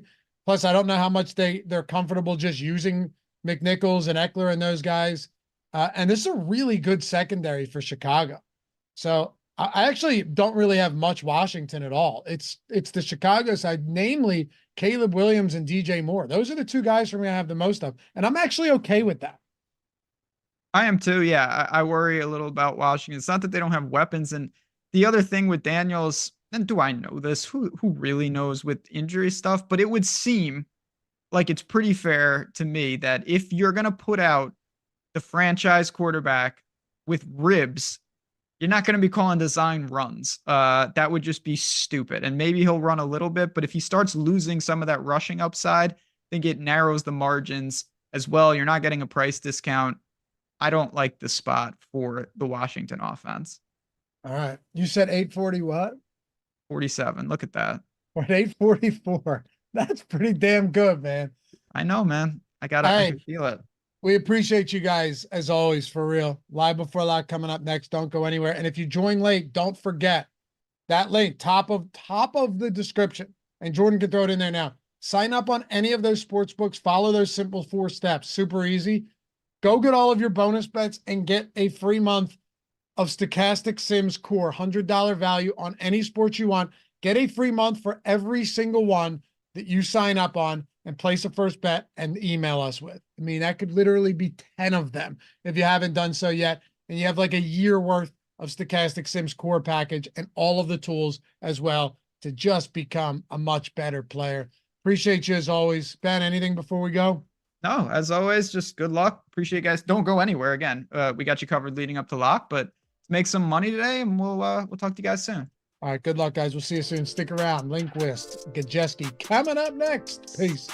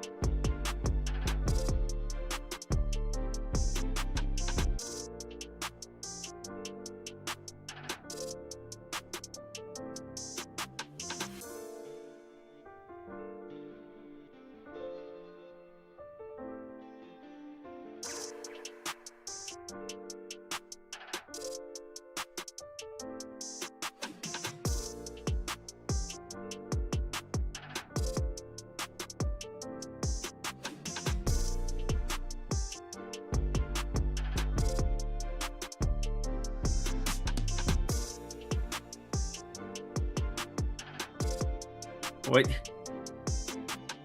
Oh, okay. You're so mean. God. Whatever. We only have like, what, 12 more weeks of this shit? What's going on, everybody? Welcome to NFL Live Before Lock, presented by Stokastic. That is us. Hit that like button as we get started here. I'm Eric Lindquist. You can follow me at Eric Lindquist over on X. And I'm alongside my friend Matt_Gajeski over on Twitter. That would be weird if that was his actual name, but it is Matt Gajeski. How you doing, my dude? Doing pretty good. Close to my real name, minus the underscore. How are you? I'm doing well. We're both a little sleepy, but you know, we got a lot of football. I got up extra early because, well, there's extra games on this Sunday slate. We got 14 going total on FanDuel, 13 going total on DraftKings.com. I mean, we just got all the actives and actives. I'll cover all of that here for you in just a second. But anything you wanted to bring up on the onset of this show? Just a huge slate without any buys, without any London, without any doubleheader Monday Night Football. So it's an interesting dynamic compared to what we've had the last few weeks where the slates have been much smaller. A lot of good plays, but there's a chance for some to go pretty under-owned. Yeah, we're going to get some real interesting things going our way. Now, the Sims tool is doing a lot of different things over on FanDuel and DraftKings that I think at least diversify my portfolio. And this is kind of nice when you start playing in the NBA streets. This was our first week of it where you play a lot on DraftKings FanDuel. I hadn't been playing FanDuel for a while. And then fortunately enough, 2-3 weeks ago, started playing FanDuel a lot more for NFL. You definitely want to be playing that $3 contest if you can rack it up, because overlay, guaranteed overlay, makes it really fun to play over on FanDuel. They've been doing it here and there for the NBA as well, but I'm going to be playing both sites yet again today, and I kind of like the way that my lineups are distributed. Obviously, we have Miami chalk that's going to exist on both sites. We have some Cincinnati things to talk about on both sides, which leads us into the actives and actives. T. Higgins, out. That seems like it matters. Now, does that change the efficiency for Mr. Chase? Does that change the efficiency for Joe Burrow? I don't know, but we get Yoshi into the mix. Yoshivas, Andre Yoshivas is going to be somebody that shows up in lineups here on both sites for me. I love when you get late breaking news like this, where it's a guy that hasn't been talked about and written about for the public to consume all week long. In small field, I bet he does not get overlooked. In large field tournaments, we'll be making a pretty hefty stand on him here. But anything else from the actives and actives? Because that was obviously the big one. Yeah, and even that was pretty expected, I think, after we got that news early. So no, not really. Pretty cut and dry. It's what I love about NFL. Yeah, what I love about everybody in the chat there is you guys are smashing the like button as we get going. Why is there a poll about who doesn't like Halloween? What sycophants are in the chat that don't like Halloween? What is going on?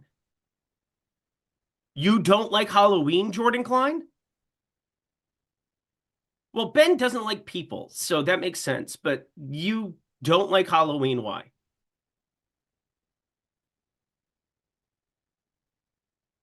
It's not about candy. I mean, you been to a Halloween party worth its weight? Makajeski, save the people here right now. Save Jordan Klein from himself. You love Halloween, no? I don't dislike Halloween. It's not my favorite holiday. And my favorite holidays are either ones that are centered around sports or ones that involve days off of work or on the weekends. It does neither of those things. So whatever. I don't care. Like the most underrated holidays are Memorial Day and Labor Day. Guaranteed 3-day weekend, guaranteed off of work, no expectations for family. Those are the true best holidays.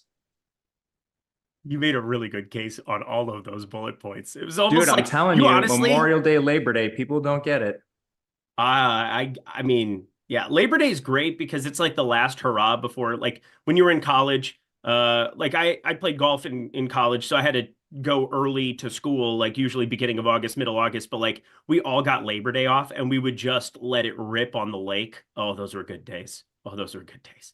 It's like the last hurrah before school. And they're like choose your own adventure holidays too. You don't have to always go home. No expectations. Generally, they're in pretty good parts of the year weather-wise if you like outdoor stuff. Anyway, this isn't about Halloween.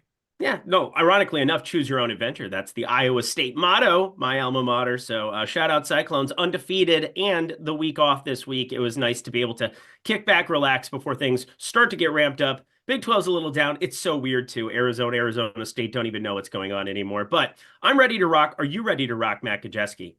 I am. Let's do it. All right, let's do it. We always go position by position here on this lovely program.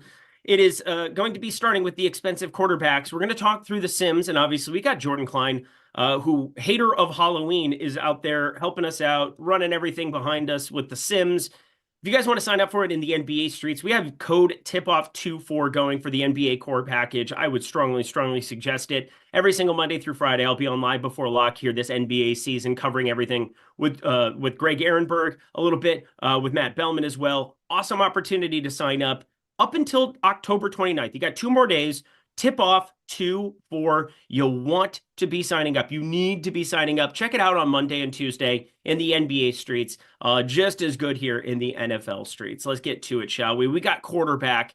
We got kind of an interesting thing on FanDuel as you try to figure out who that cash game quarterback is going to be. I definitely am going to be playing both sides here, but it is something that from a ownership perspective, I look at the top end of quarterback and not a ton coming in, week out here, but Lamar Jackson at 8K, Josh Allen on the road in Seattle, although his home road splits, I don't know what to make of it because I don't really believe in them in a small sample size such as this, but they've definitely been pronounced. Jalen Hurts, Jaden Daniels will be playing football today, which I find to be a little surprising. Jordan Love and Joe Burrow. Lots of guys 7K and above. I love Lamar Jackson. Harder to get to on DraftKings, a little bit more accessible on FanDuel here. We did get some cheap pieces at the wide receiver position that we can kind of rotate in if we want to get up there, though. I'm going to rerun some stuff, but how are you feeling about the upper class here of quarterback? It's a little tricky to get to. There's a couple nuances with this slate. Even on DraftKings, I think there's a few players that are underpriced, largely because of matchup. So the reason you don't get a ton of these guys mainly is Bo Nix is exceedingly cheap in a matchup that's just kind of tailor-made for his success on the ground against Carolina, who has the worst defense that I can remember recently. So they're 11-point favorites. The game total's not bad, but at least they play at home. So because of him, you don't get as much of the expensive quarterbacks, especially the ones near 8K, and you can pinpoint matchups that are maybe a little bit difficult for them. Lamar's definitely in a tougher one. Cleveland's not a defense I fear by any means, especially at this point in their season, but it's still tougher than some of the other defenses you could possibly face. Josh Allen isn't really in an offense that's conducive to his success right now. They're just running the ball so frequently. They spread the ball around a lot through the air. Maybe that will change as Amari gets more up to speed. But because of those reasons, I think there's just considerable opportunity cost when you have the elite players at other positions. So I don't find myself getting to a lot of this range. It's basically just a sprinkling of Lamar, and that's it. It's kind of just getting to Lamar, and then here it is. I love Joe Burrow for tournaments today. Going up against Philly, I think on FanDuel, where you can play a 5,200 Yoshivas and get yourself up to a 9,200 Jamar Chase as a double. Don't hate the idea of trying to sprinkle in some Eric All 2,600 on DraftKings. I'm going through some of this stuff in my lineups, and I think Joe Burrow, along with Philly here, whether you want to run it back with Saquon, A.J. Brown, Devonta Smith, kind of my priority at 6,600 on DK as the run back.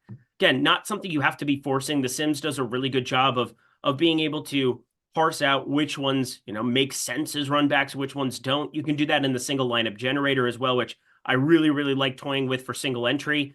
Did that with my single entry lineup here today, and Joe Burrow just happens to be the quarterback for it.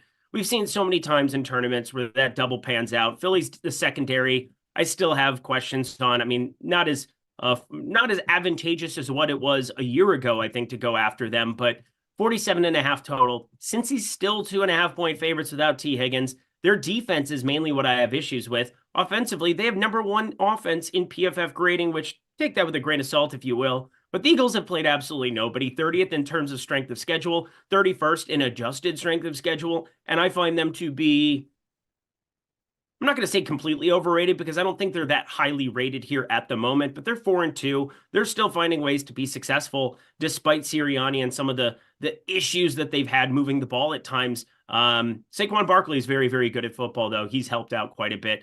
I'm looking at Cincy. I'm looking at Joe Burrow. I mean, the Yoshivas thing just unlocks a lot that I like at the running back position, being able to get to him as a cheap run back in doubles. And Joe Burrow, it's just kind of like a brain dead double type situation. No, Matt? I love Joe Burrow. He's my most owned quarterback right now. A lot of the reasons you mentioned. Philly secondary, maybe they're better at this point. They're super young. They drafted, a bunch of highly drafted rookies like early in the draft, and some of them haven't even played. So I think their worst performances are probably in the rearview mirror, but I'm still not sure what the ceiling is for that team. And now you face an offense that can actually exploit that. This game does have shootout written on it because of Cincinnati's defense on the other side. And now you opened up some pretty low owned cheap plays that I think are very nice pivots. You mentioned Yoshivas. Most of the ownership, I think, in that range is going to Tillman, maybe some Bobo, McMillan, of course. And I don't really see much of a difference going to Yoshivas other than it's later news, so people maybe aren't up to speed with this yet. But yeah, you have Jamar. This helps him. He's now the locked-in target getter for this team because he couldn't seem to figure out how to out-target T. Higgins before that. Now there's no obstacles. So yeah, I mean, it's very easy to play Burrow. It's very easy to play Chase, and it's very easy to play Yoshivas. I am a little bit worried because we've seen, I think it's just like something that's happened routinely at the beginning of seasons for Joe Burrow. He just comes out of the gate slow and then, oh, now we're playing catch up. Or last year, I mean, it was coming off of a calf injury in camp, but still, Joe Burrow did not look good in the first 2 weeks of the season with T. Higgins out.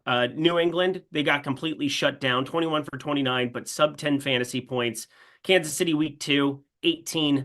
I'm just trusting that I can look at Philadelphia's defense, and I've done a lot of thinking about this all week because, yeah, Joe Burrow's my highest owned quarterback here at the moment as well. And I'm worried that Chase and Yoshivas, maybe everybody ends up being a little bit less effective, but looking at some of the props, Yoshivas is right around 40 receiving yards, just a little bit shy of it. 3.5 receptions now it looks to be the number that everybody's landed on. Have been waiting for these to be able to put into my sheet. Use the prop market to kind of inform some of your play from time to time. Get an idea of what else is in that range, what else to be looking at. I saw Greg Ehrenberg just posted a bet here as I'm looking at X at the moment where he's talking about DeAndre Hopkins. We got a notice that he's going to be playing, quote, significant snaps. I can't remember who it was who ended up releasing that one. Obviously, we all get the alerts, but I can't remember who had the blurb, whether it was Pelissero or somebody else. But I think there's no doubt that that's a low number here as well. But they're kind of in the same range where on FanDuel especially, 5,400, 5,200 for them respectively. I think they make really fun punts and potentially get off some of the Jalen Waddle chalk, which I'm a big Jalen Waddle stan. I think I like him more than most people. I don't like him nearly as much as I like Tyreek Hill, which just kind of is what it is. I mean, Tyreek Hill has that super ceiling for tournaments. And yeah, I'm not going to be rolling into today's slate on DraftKings or FanDuel without a ton of Tyreek Hill. But back to the quarterback position here. We'll stay on topic. Now we get into the range where I think it's just tournament play du jours, the 6K range. Cousins, we've seen massive ceilings for. Kyler Murray, it's waiting in there somewhere. Why not against Miami in a high total game? Jared Goff against a terrible Tennessee team. I'm worried that he doesn't get pushed enough. I think that's most people's worry when you see an 11.5 spread. But now my two favorites here. I love Baker Mayfield. I feel like one thing that we have an opportunity to do here in tournaments is just kind of weigh what his ownership is next to his chances of success. And no Godwin, no Evans, that obviously matters. But Jalen McMillan was really serviceable out of the slot at Washington. I had the unfortunate pleasure of betting against Washington every single game that they played in last year. I lost until the national championship, it felt like. And Baker Mayfield sitting at 6,700. I really am high on McMillan. I think he was going to be mega chalk. And now with a 13-game slate, other pieces of news, it's kind of dwindled down. Otten's going to be the most popular tight end play. I have no problem pairing that together, but I want to get some doubles in my life here with Baker Mayfield. And the last guy, it's not CJ Stroud, but it is Patrick Mahomes. Kermit the Frog here. Yeah, you probably shouldn't have done the voodoo doll thing. That's what Las Vegas did, and that was very stupid. Who are you asking me about? I don't know. You just went through like 18 things without a question. I'll talk to you about some of my favorite guys if you'd like. That would be very nice. Hey, Matt, what are some of your favorite plays in the 6K range at quarterback? ? Thanks. Patrick Mahomes isn't that. He's at the very high end of his 6K range, and I'm not sure how much DeAndre Hopkins plays for this team right away. Not to mention it's still probably Travis Kelce leading this group. And Mahomes has played poorly so far this year, so there's just a lot of opportunity cost. Among players that I like the most in the 6K range, Caleb Williams at 6K flat against Washington's defense, which has actually been a little bit improved. I think they're running a little hot on turnovers recently, but Caleb Williams has been excellent in this easy stretch of schedule. very easy to stack. DJ Moore should come in low owned. Tua Tagovailoa, I think he's pretty self-explanatory. He should be the engine of Miami's offense against another bad defense. All of his skill position players are extremely underpriced. So if you play Tagovailoa, you just need to be careful with the rest of your lineup. Those are my two most owned guys in the 6K range. Do you feel better now? I just didn't know where you were going, man. I feel great. Just a I'm little here. little confused. I'm here. That's it. I'm here. I'm here. I thought it was pretty good. I'm a man, though. Here we go. Yeah, I'm with you. I think everything you said made a lot of sense. Now we head into the 5K range. I'm very curious as we round out the quarterback position. Is there anybody in the 5K range? Because it seems as though Bo Nix is going to be the chalk du jour. I don't know what the ceiling looks like. Obviously, there are paths for any quarterback with an arm attached to their side, which is pretty much all of them. You could probably argue from time to time that Bryce Young doesn't, but Carolina, yeah, this is as good of a spot as it could possibly be here for Denver, for Bo Nix to potentially find a ceiling. I still question it. I question how much they need it. Javonte Williams has been pretty darn good. Bet he gets utilized. I really like that side of it, but I just don't even know how I go about utilizing Bo Nix in this spot. I mean, I have a couple of Veelies. I have a couple of Lucas Krolls in my life, but I really hate the look of some of these Bo Nix lineups, and I'm just trying to get myself away from it in some capacity. In cash games, play him on DK. On FanDuel, I have 1 of 150 with him, which is kind of interesting to look at. Maybe I should give him a little bit of a boost, but my God, I don't really like going cheap at quarterback today unless their name is Trevor Lawrence, it would appear. He is tough to play. I thought about this a lot today. Right now, he's currently tied for my second most owned quarterback, but I'm still wrestling with this. I think a lot of people are just going to play him naked on the back of his rushing ability, and he's averaging about 60 rushing yards per game, which is amazing for DFS.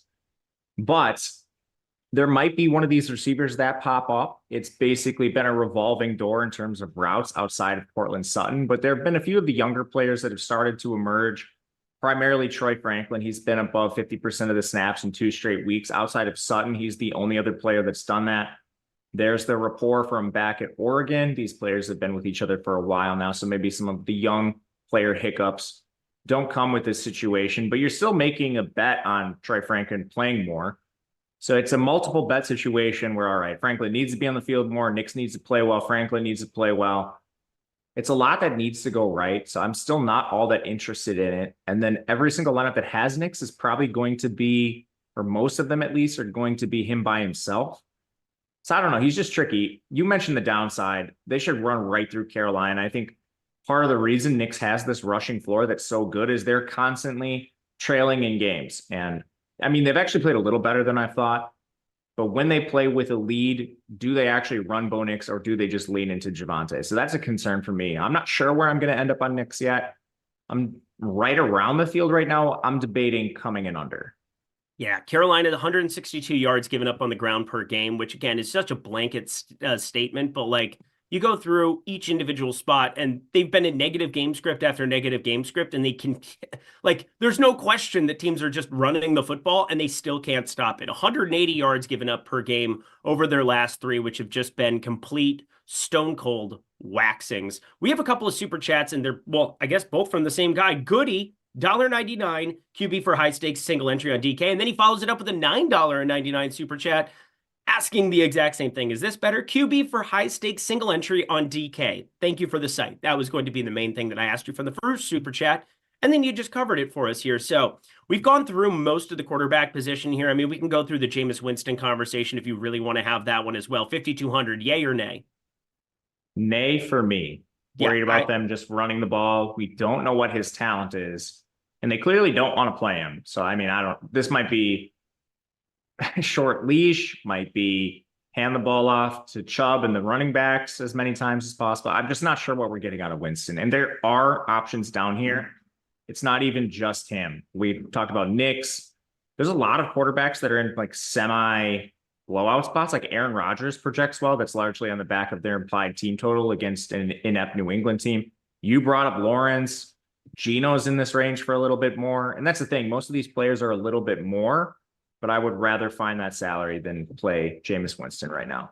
Yeah, Geno kind of has what Baker Mayfield has. No DK Metcalf. Obviously, you have two number one wide receivers at Evans and Godwin that are out for Mayfield. So not exactly one for one, but you do at least get to Lockett, who's cheaper. You have Wanta Fanta. You can get Noah Fant in your life. You can definitely do a couple of different things.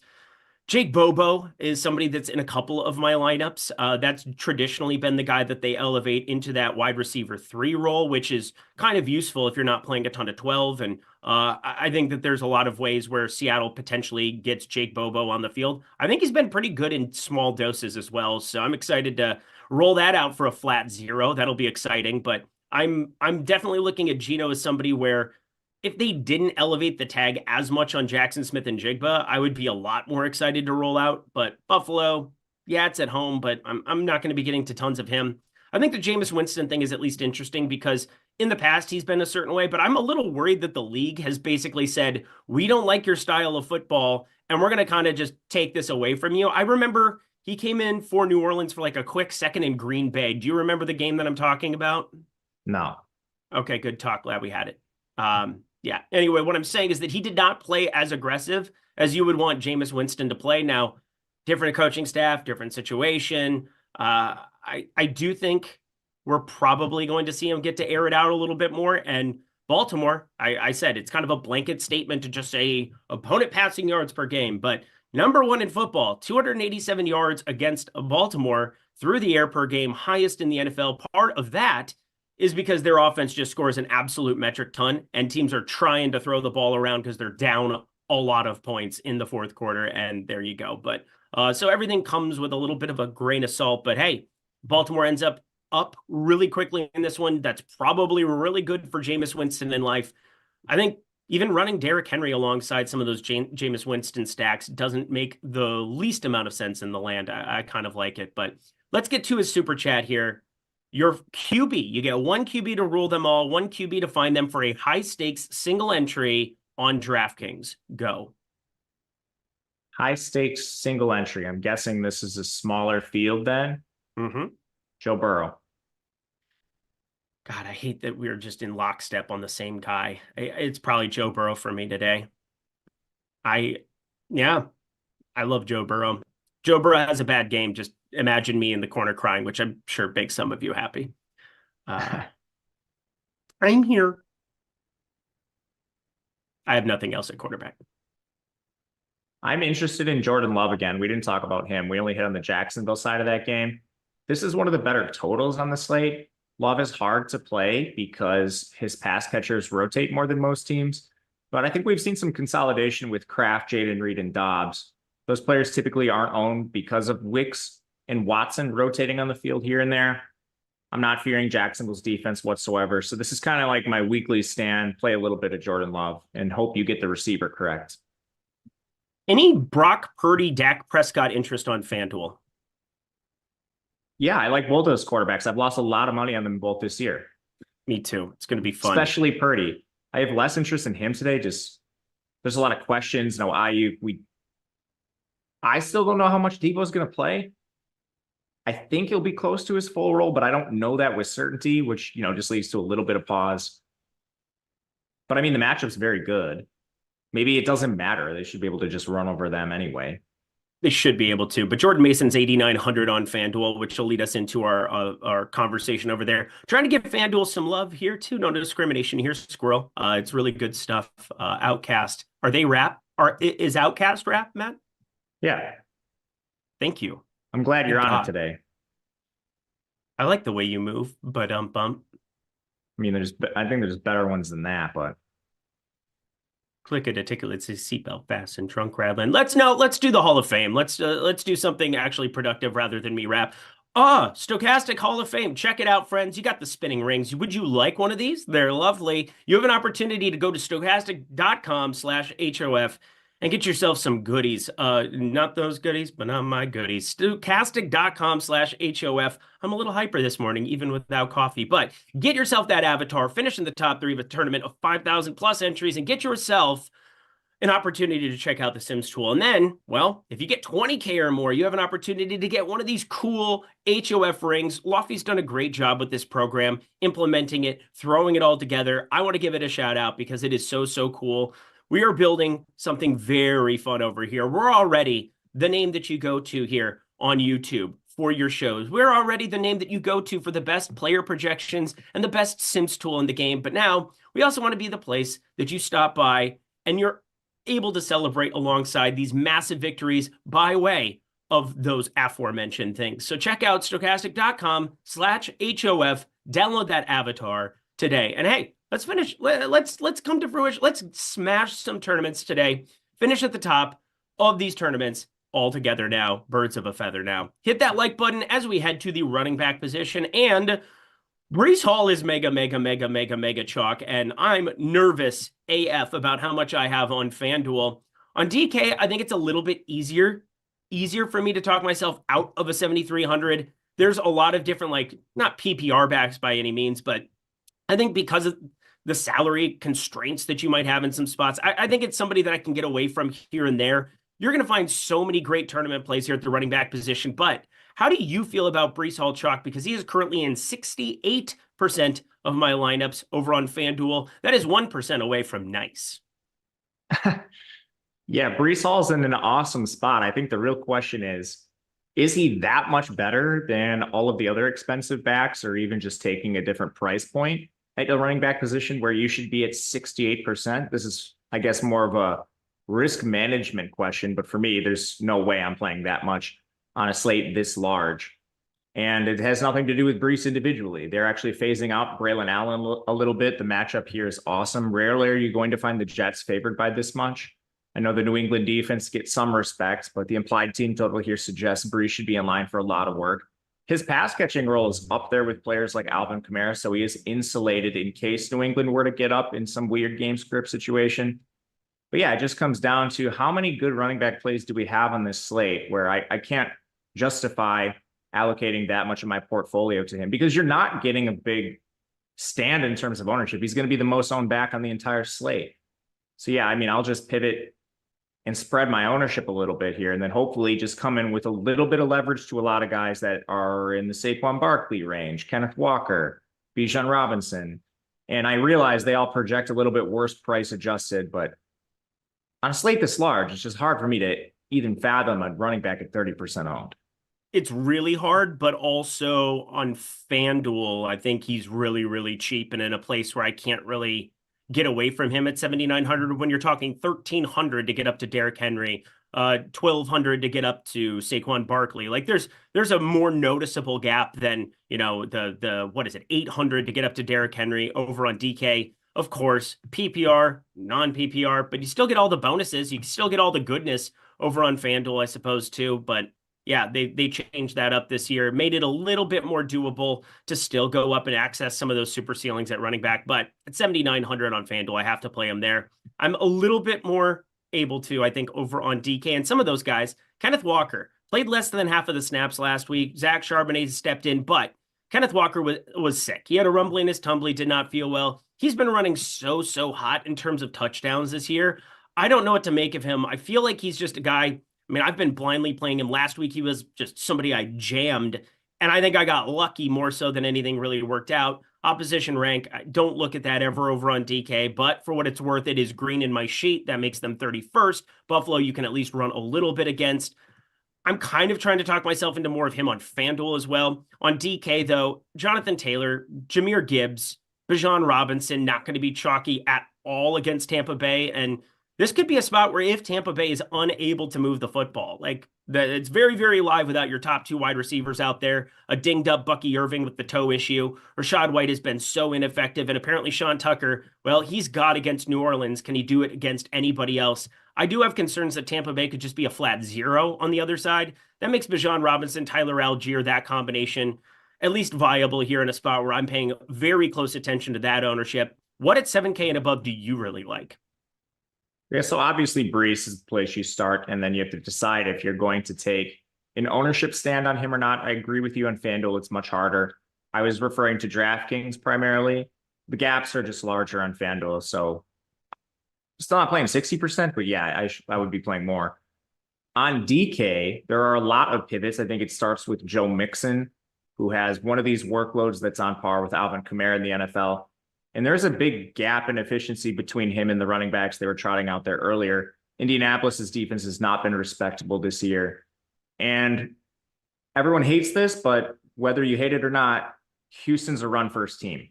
And it doesn't seem that anything is changing that. Mixon's actually been surprisingly good, too, since he came off the injury. A couple long runs over 30 yards for him in that span. Otherwise, there's a lot of pivots. Jahmyr Gibbs is in this range. He's a little expensive after the big game where David Montgomery was in and out of lineup, so you're certainly making a pivot down to him. You touched on Bijan. Always interested in him when he comes in at decent ownership. I think that's the case today. Kenneth Walker, I think the snaps were entirely due to the illness. We have a pretty long sample this season of him being like an 80+% snap getter when they're at full strength. So I think we do see Walker in that role. He's still a little overpriced. Then you have guys I'll sprinkle like Kamara, like Jonathan Taylor coming off the injury. That's about it for this range, though. I think I mentioned everyone at that point. Yeah, you did a pretty great job. Once again, it's always nice when I don't have to go rehash anything. Obviously, you touched on Kenneth Walker. Barkley or Henry on DK, pick one if you have to. Barkley. Yeah, I'm with you on DK, Barkley. Definitely FanDuel going to be looking at Derrick Henry. But into the 6K range we go, and J.K. Dobbins pulling 25% ownership here at the moment in our projections and our ownership projections. He also, if you go to our advanced stats page, which is kind of getting intertwined a little bit more here, I think we're going to be jumping over and throwing some good stuff over on tails. Also news, Jaden Daniels, a pretty good chance that he plays. That's from Dan Rappaport. So, yeah. Is that who it was? Yeah, Rap. Okay, cool. We continue on our merry way. I know I saw somebody throw that into chat, and I know I do that a lot, but hey, it's fun to say. We've got ourselves J.K. Dobbins as one of the top projected rushers, sitting right behind Derrick Henry, who's projected for a shy hair north of 100 yards, which would be useful, Miladi, in DFS. I just don't love anything else here that exists. I mean, Kareem Hunt, it's okay. I'm a little surprised to see Tank Bigsby hasn't come up in ownership with news Travis Etienne's going to be out yet again. He's just been hashtag good. Green Bay, only 2 games all season that they've given up less than 120 yards on the ground. That's a pretty wild stat there. Green Bay, not very good at the old run stopping here at the moment, and I think that that's at least interesting.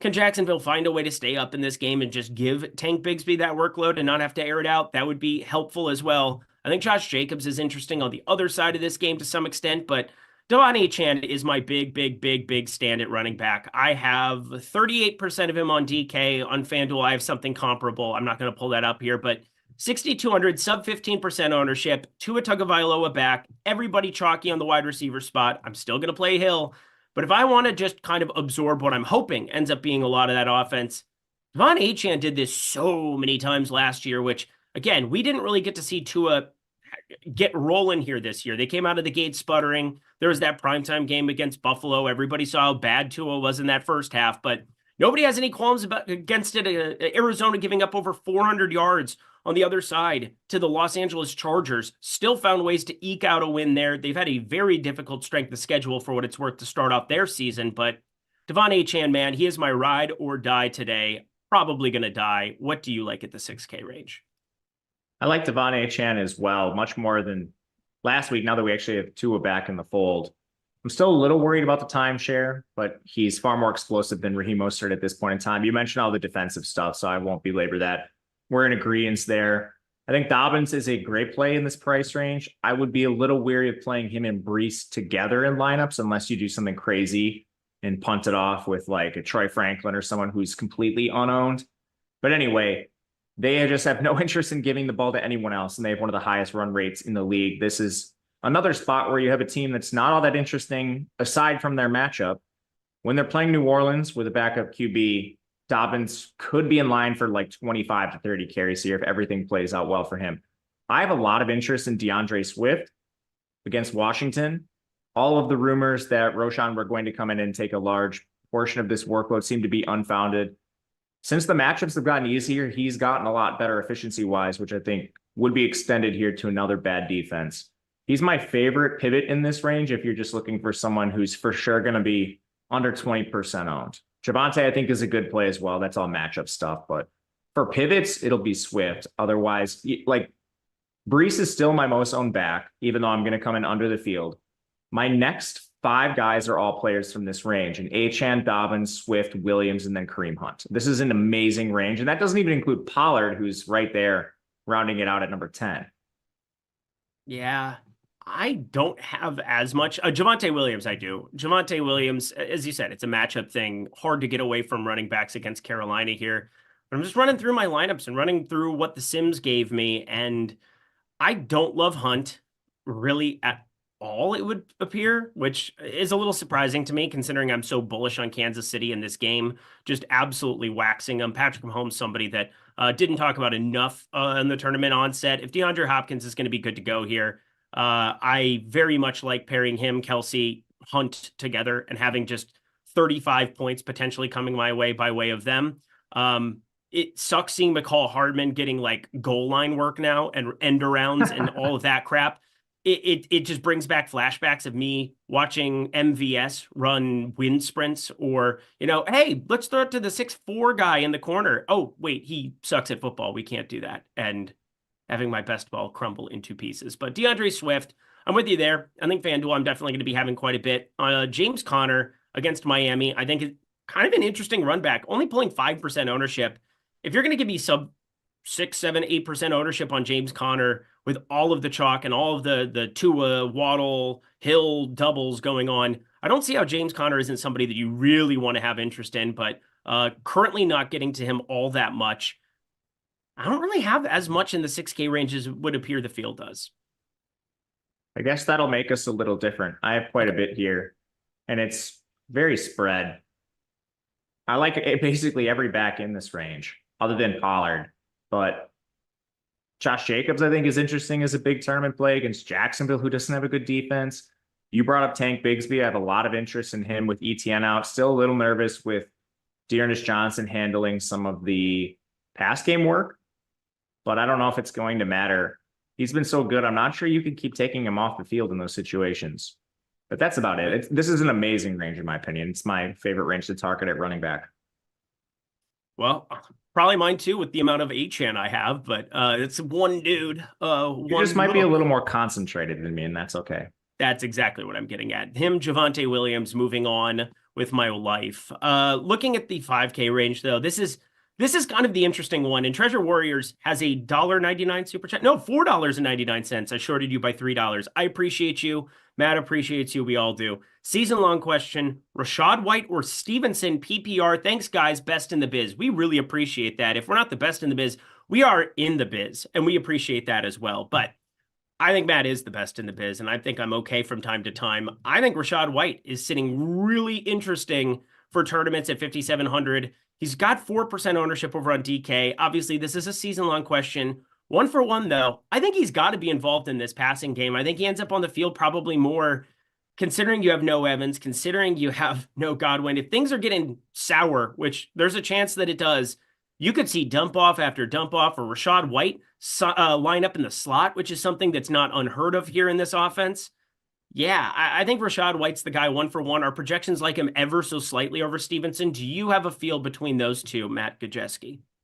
I prefer Stevenson. We just don't know what the workload is for White any given week. And I think they continue with the hot hand. Stevenson, I don't think we have that risk. Okay. It's the Jets defense thing. They're second best at just stuffing up the passing game as well.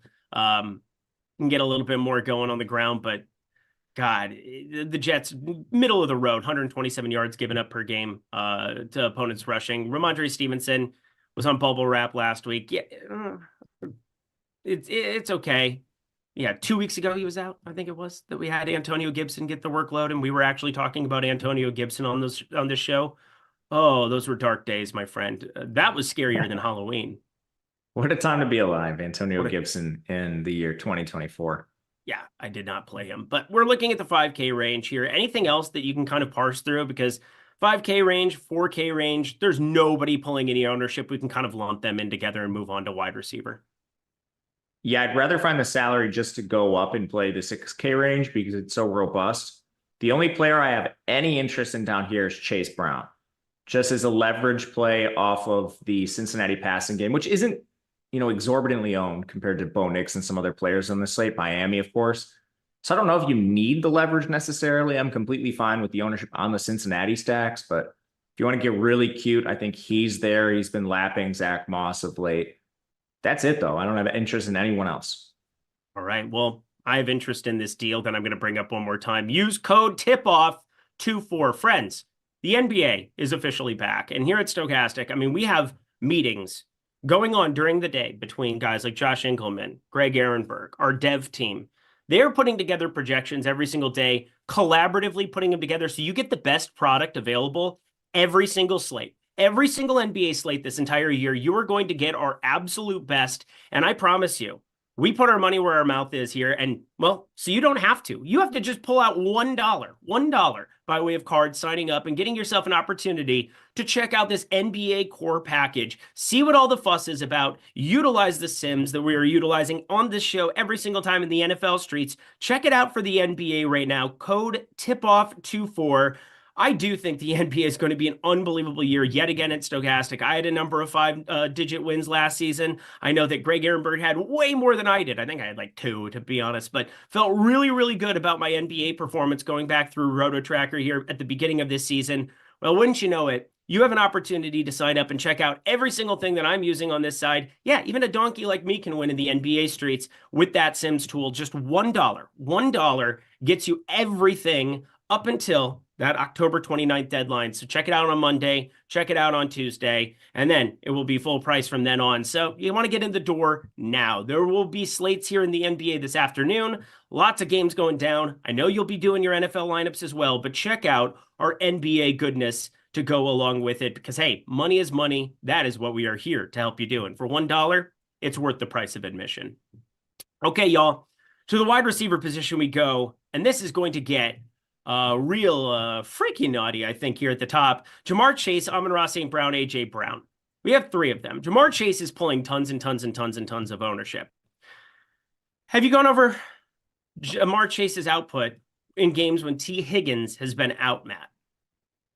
I have. It's extremely good. And he's priced as if T. Higgins is in. By default, Jamar Chase is one of the best plays on this slate. And that doesn't even consider matchup. That's just volume that's projected. Then you throw Philly into the fold, whose secondary has been questionable all season long. And this is an absolute smash bot for Jamar Chase. I think he's my favorite expensive player on the entire slate between him and Brees, but I think I prefer Jamar. Yeah, I mean, if we're going to be honest, though, Tyreek Hill, if we're going to say expensive, is probably my favorite. But Jamar Chase, I do get I'm nervous. talking like AK. Tyreek should be Jamar's price. Yeah, I mean, in previous seasons, I mean, it's just ridiculous. Jamar Chase here with T. Higgins out. But weeks 1 and 2 this year, no T. Higgins. Total of 11 targets, 10 catches. But don't forget, Jamar Chase was coming off of holding out. Had not really been intertwined. There were questions leading up to the day of whether or not Jamar Chase was going to see the field or not. And so I'm basically throwing that out the window and I'm just looking at the larger sample size. The guy should absolutely smash in this spot. He's 8,500, 9,200 on FanDuel. I really don't care. Somebody that I'm getting a metric ton of. And then Yoshivas on the cheap end, which we will definitely discuss. I think there are tons of interesting cheap wide receivers. I have the most disturbing wide receiver on FanDuel you've ever heard in your entire life, Matt Kajeski. That will be coming up a little bit later. I'll probably save that one for last because it's not available on DK. That should clue you in on what I'm talking about. But we've got Amon-Ra St. Brown at 8,400 against Tennessee. I want to pull the trigger so bad. I just can't. I mean, last week against Minnesota, talk about how he was just going to absolutely eat in the slot. He was my 100 and a touchdown guy. Well, he had 112 and a touchdown. And Matt said, oh, you can't pick Amon-Ra St. Brown. I didn't say he wasn't going to do it. I just said it's awfully, I don't know, soft of you to pick the guy who's like number 3 on the list of players that would do that. Who did I pick? I don't know. Way greasier. If you give me 50 and a touchdown, I'll pick Chris Conley today over on FanDuel. How does that sound? Is that spicier meatball for you? Would that make you love me? Yeah, I thought the whole goal was to get off the board a little bit. But if we're doing 100 and a touchdown chalk, I'll pick Tyreek Hill.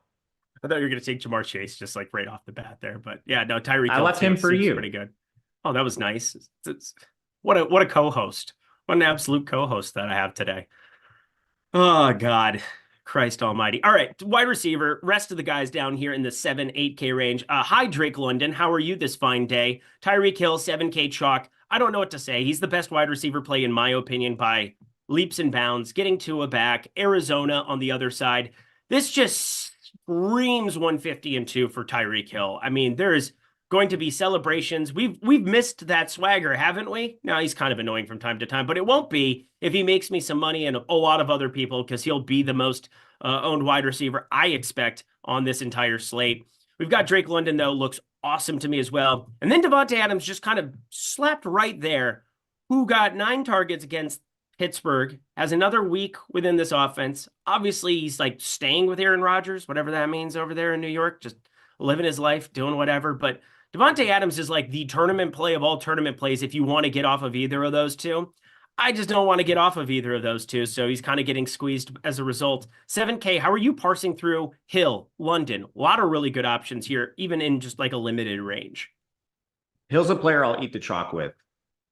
He should be priced at like 9K. When Tua is playing against this secondary, you'd need a Tua in-game injury, I think, for this to really fail. And I don't think you have, I mean, you go to the gap in pricing between these players and the gap in projection. It just doesn't make a lot of sense for him to not be mega owned. He's going to come in around 30-ish%, I think. At that number, I'll just play more of the field. London, I think he's fine. Just, I don't know about the upside with him in this game environment. Tampa Bay secondary doesn't scare you by any means, but they might be kind of just a lame duck on the other side. So, I mean, I vastly prefer Tyreek to him, which is why I think there's a big gap for me. I don't have a lot else in the 7K range, to be honest with you. It's either up in like Amon-Ra, AJ Brown, or just go down. Those are the only 2 guys I'm seeing that have any sort of substantial ownership in my own pool. I'm with you. I'm kind of just looking through the 7K, and it's just Tyreek Hill jamming Drake London a little bit. I wish I could get to more Drake London today. He's been smashing. He's been awesome. He has Kirk Cousins airing it out. I mean, he's going to be somebody that I have in some of these Kirk Cousins stacks where Tampa Bay can keep pace. He'll be a run back for me in some of these Baker Mayfield stacks where, you know, you get these other cheap secondary pieces in Otten and McMillan, but God, it's hard for me to want to like divvy up as much as I'm going to divvy up for Tyreek Hill. He's just significantly underpriced. I mean, he could legitimately be like in this spot. If you were to play Arizona with Tua coming into it and DraftKings knew this ahead of time, where would you put his tag at? I'd say 8,700. Yeah, I mean, he should be like 9K. Yeah. It just is what it is. Again, he was 9K last year. Yeah, I was not going the full 9K full send just to, you know, keep some kind of like, to keep it somewhat tempered. But yeah, I'm with you. Tyreek Hill is just a guy that if he fails, and I'm willing to lose money. 6K range. Now we get some fun. Devonta Smith, the slot, still very fruitful in a Kellen Moore offense. Hasn't worked out as well here in recent weeks. 6,600 here for him. Legitimately put up like 0.8 DraftKings points against the Giants. That was not ideal, but Saquon Barkley was able to run all over him. Over 170 yards rushing or something. Absurd workload, absurd opportunity for him there against his former team. I think you just blindly continue to go back to the well. DJ Moore, this Chicago-Washington game, with Daniels out there, I mean, Mariota looked pretty good, but Daniels is definitely somebody who's dynamic. Chicago's got a great defense, but DJ Moore last year in Washington decided to go for infinity fantasy points alongside Justin Fields, and this is obviously an improvement. What we've seen here, Caleb Williams in recent weeks, I think 6,600, pretty decent for him. Brian Thomas, 6,400, always carrying a ceiling. Tank Dell, I know he came off of a flat 0. He's appealing. And then my favorite tournament play of the whole range, I'm surprised he's not chalk here. What do you think about Jackson Smith and Jigba today here without DK Metcalf going up against Buffalo? There are 13 games. I get it. Not everything can be chalk on this entire slate, but he is 4% owned. And I expect him to walk into the #1 role here for Seattle. I think most people do. Yes, Tyler, pop, lock, and Lockett. It's going to be interesting to watch too. But Jackson Smith and Jigba, man, 6,100. I got a lot of it. How are you parsing through the 6K range, Matt Kajeski? Yeah, he's hard. The projection difference between him and Lockett, I think, is pretty alarming if you like Jackson Smith and Jigba, because he didn't see his price come down at all. And he's been bad, man. He had one 20 target game, and since then, just kind of complete dust. Like, he's pretty clearly the wide receiver 3 for this team when everyone's healthy. Like, old man Lockett's still ahead of him. So I don't know. He's gonna have to rely on Geno to actually prop him up, because he's not a value in terms of pricing, even with DK out. He projects pretty poorly, like, across the industry, which is a big surprise to me. I thought he would be better. And I don't know. I think people are going to play him still, so I don't have a ton of interest in JSN. Obviously, in this range, I think Waddle's very nice. Just the other side of this Tyreek matchup. Probably at least 50% of the targets go between these guys. You love that with Tua back in the fold. I think Lad McConkey at 5,100 is fine. I'm not scared of the price tag there. The only fear you have is LA just running it down New Orleans' throat repeatedly. And then I have some Packers stuff. Romeo Doubs in this range, always playing more Jordan Love than the field with his elite ceiling he's shown this year. And Jacksonville's secondary being a little suspect. He's not coming off the field as much as some other Green Bay receivers. So that's kind of where I'm living. Let me see how much JSN I have. I know it is very, very small. If I even had any. I don't know if I got any of him. I have Guy is 0%, and I did not deboost him or anything. The 45 total. They're home dogs. Kenneth Walker's run unsustainably good in terms of touchdowns for this team. I like Jake Bobo as a cheap punt. I think Tyler Lockett's the guy that, yeah, I think on FanDuel, especially 6,100 for him looks good. But Jackson Smith and Jigba, man, you give him the slot. Let's find a way to be effective one time here, because all of these linebackers and safeties in coverage grade, for the love of Christ, man, can we please Jackson Smith and Jigba have a good game? What's so funny? I don't know. It's almost like he got drafted for one 300-yard bowl game where he was lined up against a running back who got put at corner because of opt-outs. It's like no one has that context. Oh, well, I remember that. Was that the Utah game? Right? Yeah, it was the Utah bowl game. Oh. It was CJ Stroud, or I don't think CJ Stroud even played. Maybe he did. But I can't remember. No, he did not. Because Ohio State rested everybody except for Jackson Smith and Jigba, and it was Marvin Harrison Jr. who was out, right? And no, Marvin Harrison played. It was Olave and Garrett Wilson that didn't play. Marvin Harrison was a freshman. It was his first game. JSN wasn't eligible to come into the draft. So he was very clearly their wide receiver 1, but Utah had so many opt-outs that I believe they had Micah Bernard playing corner, who's currently their running back. Mm-hmm. And he was playing corner, and JSN had 300 yards. So he finished the year with 1,000 and some change, probably a little more than that. But if you did the math, it was like, okay, 20% of your receiving yards came against a running back. I don't know, man. And everyone loves to say oh, he outproduced Garrett Wilson and Chris Olave that year. And it's like, yeah. He was down to those guys in receiving yards, and then they all came against a running back in a bowl game. So I don't know. He's definitely not lived up to expectation. Joseph Ramirez, this is the funniest shit I've ever seen. Cam Rising was a freshman when EMAC went to school. That is true. I'm so sick of Cam Rising, man.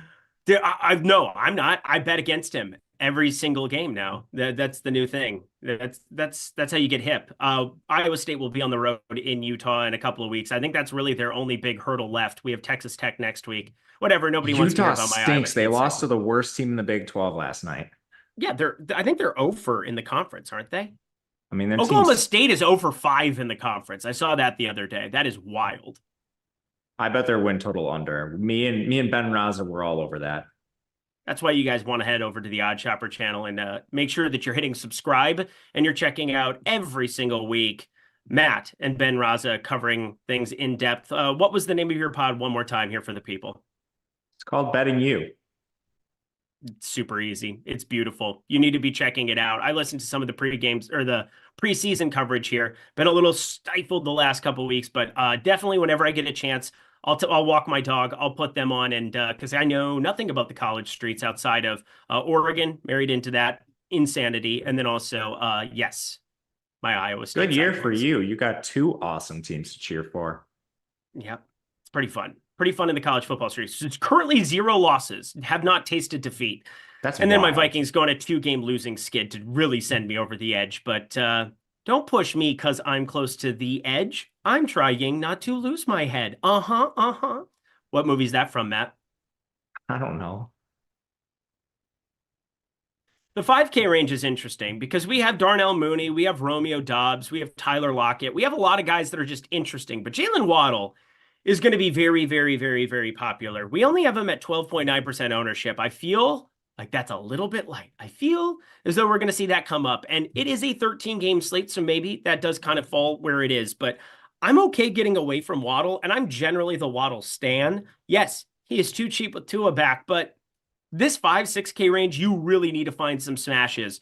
And there are guys that I think are going to be more concentrated or just carry more upside at far, far reduced ownership. How do we feel about this 5K range, Matt?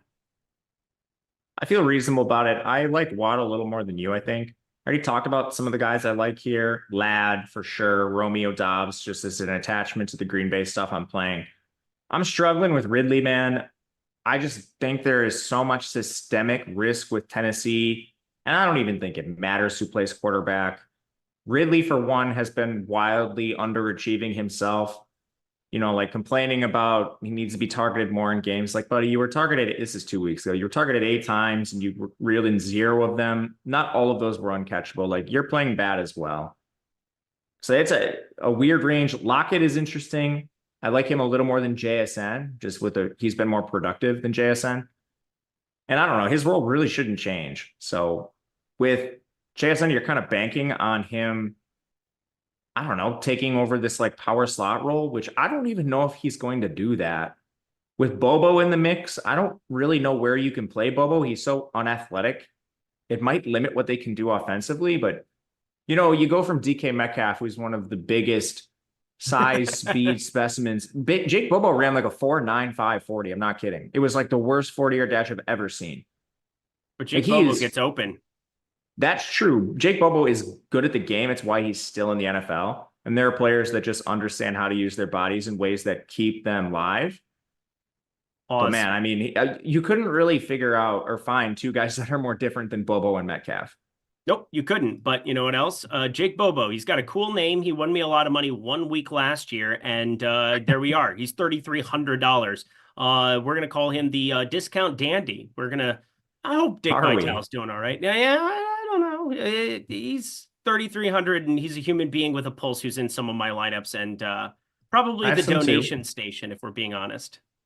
I have some Bobo too. Oh, dude, I think the 3K range is going to have something pop. Like, really, really pop. Look at this 3K. You know what? Let's just open up the rest of the board here because we got 21 minutes. I want to get to tight end. I want to give you guys promo code everything. If you can find a cool segue for that, Mr. Makajeski, I'd really appreciate it. So just say everything is the last word when we cover the wide receiver position and see what happens. Okay, cool. Glad we planned that. Jalen McMillan, 3,700. Think he's got a ceiling. Sterling Shepard, he's got the shower narrative going with Mr. Baker Mayfield there. They played football together at Oklahoma once upon a time. That is kind of interesting to me. We've got Ray McLeod at 4,300. We've got Trey Tucker at 4,400. Somebody has to catch a ball for Vegas if that game stays remotely intact. We have Demario Douglas at 4,700 against a Jets defense that's really good. But at least in the slot, we could see 7-8 catches for him just underneath Hunter Henry, somebody as well when we get to tight end. We have Tim Patrick there for Detroit, I think is interesting enough at 3,500, considering there's going to be no Jameson Williams out there. He's been mixed in a little bit more at times. And, well, he's got big playability. 2 or 3 games where he's had 20-plus yard catches already this season. Khalif Raymond, if you really want to take that shot. Xavier Hutchinson, always going to be somebody that's on the field a lot. Does he get targeted? We'll see. Maybe one day. And Devon Veely. There are more 3K, 4K wide receivers that I can remember in my pool this week than any other week before it. And I didn't even bring up Cedric Tillman, who, by the way, I had in double-digit lineups last week. He ends up getting targeted 12 times, 8 catches. What a smash that was at a flat 3K. He's 3,300. He's still too cheap for the opportunity with Jameis Winston. Holy crap, that's a lot of guys at the 3K range. And I didn't even say Ayeshiv is the best play of them all.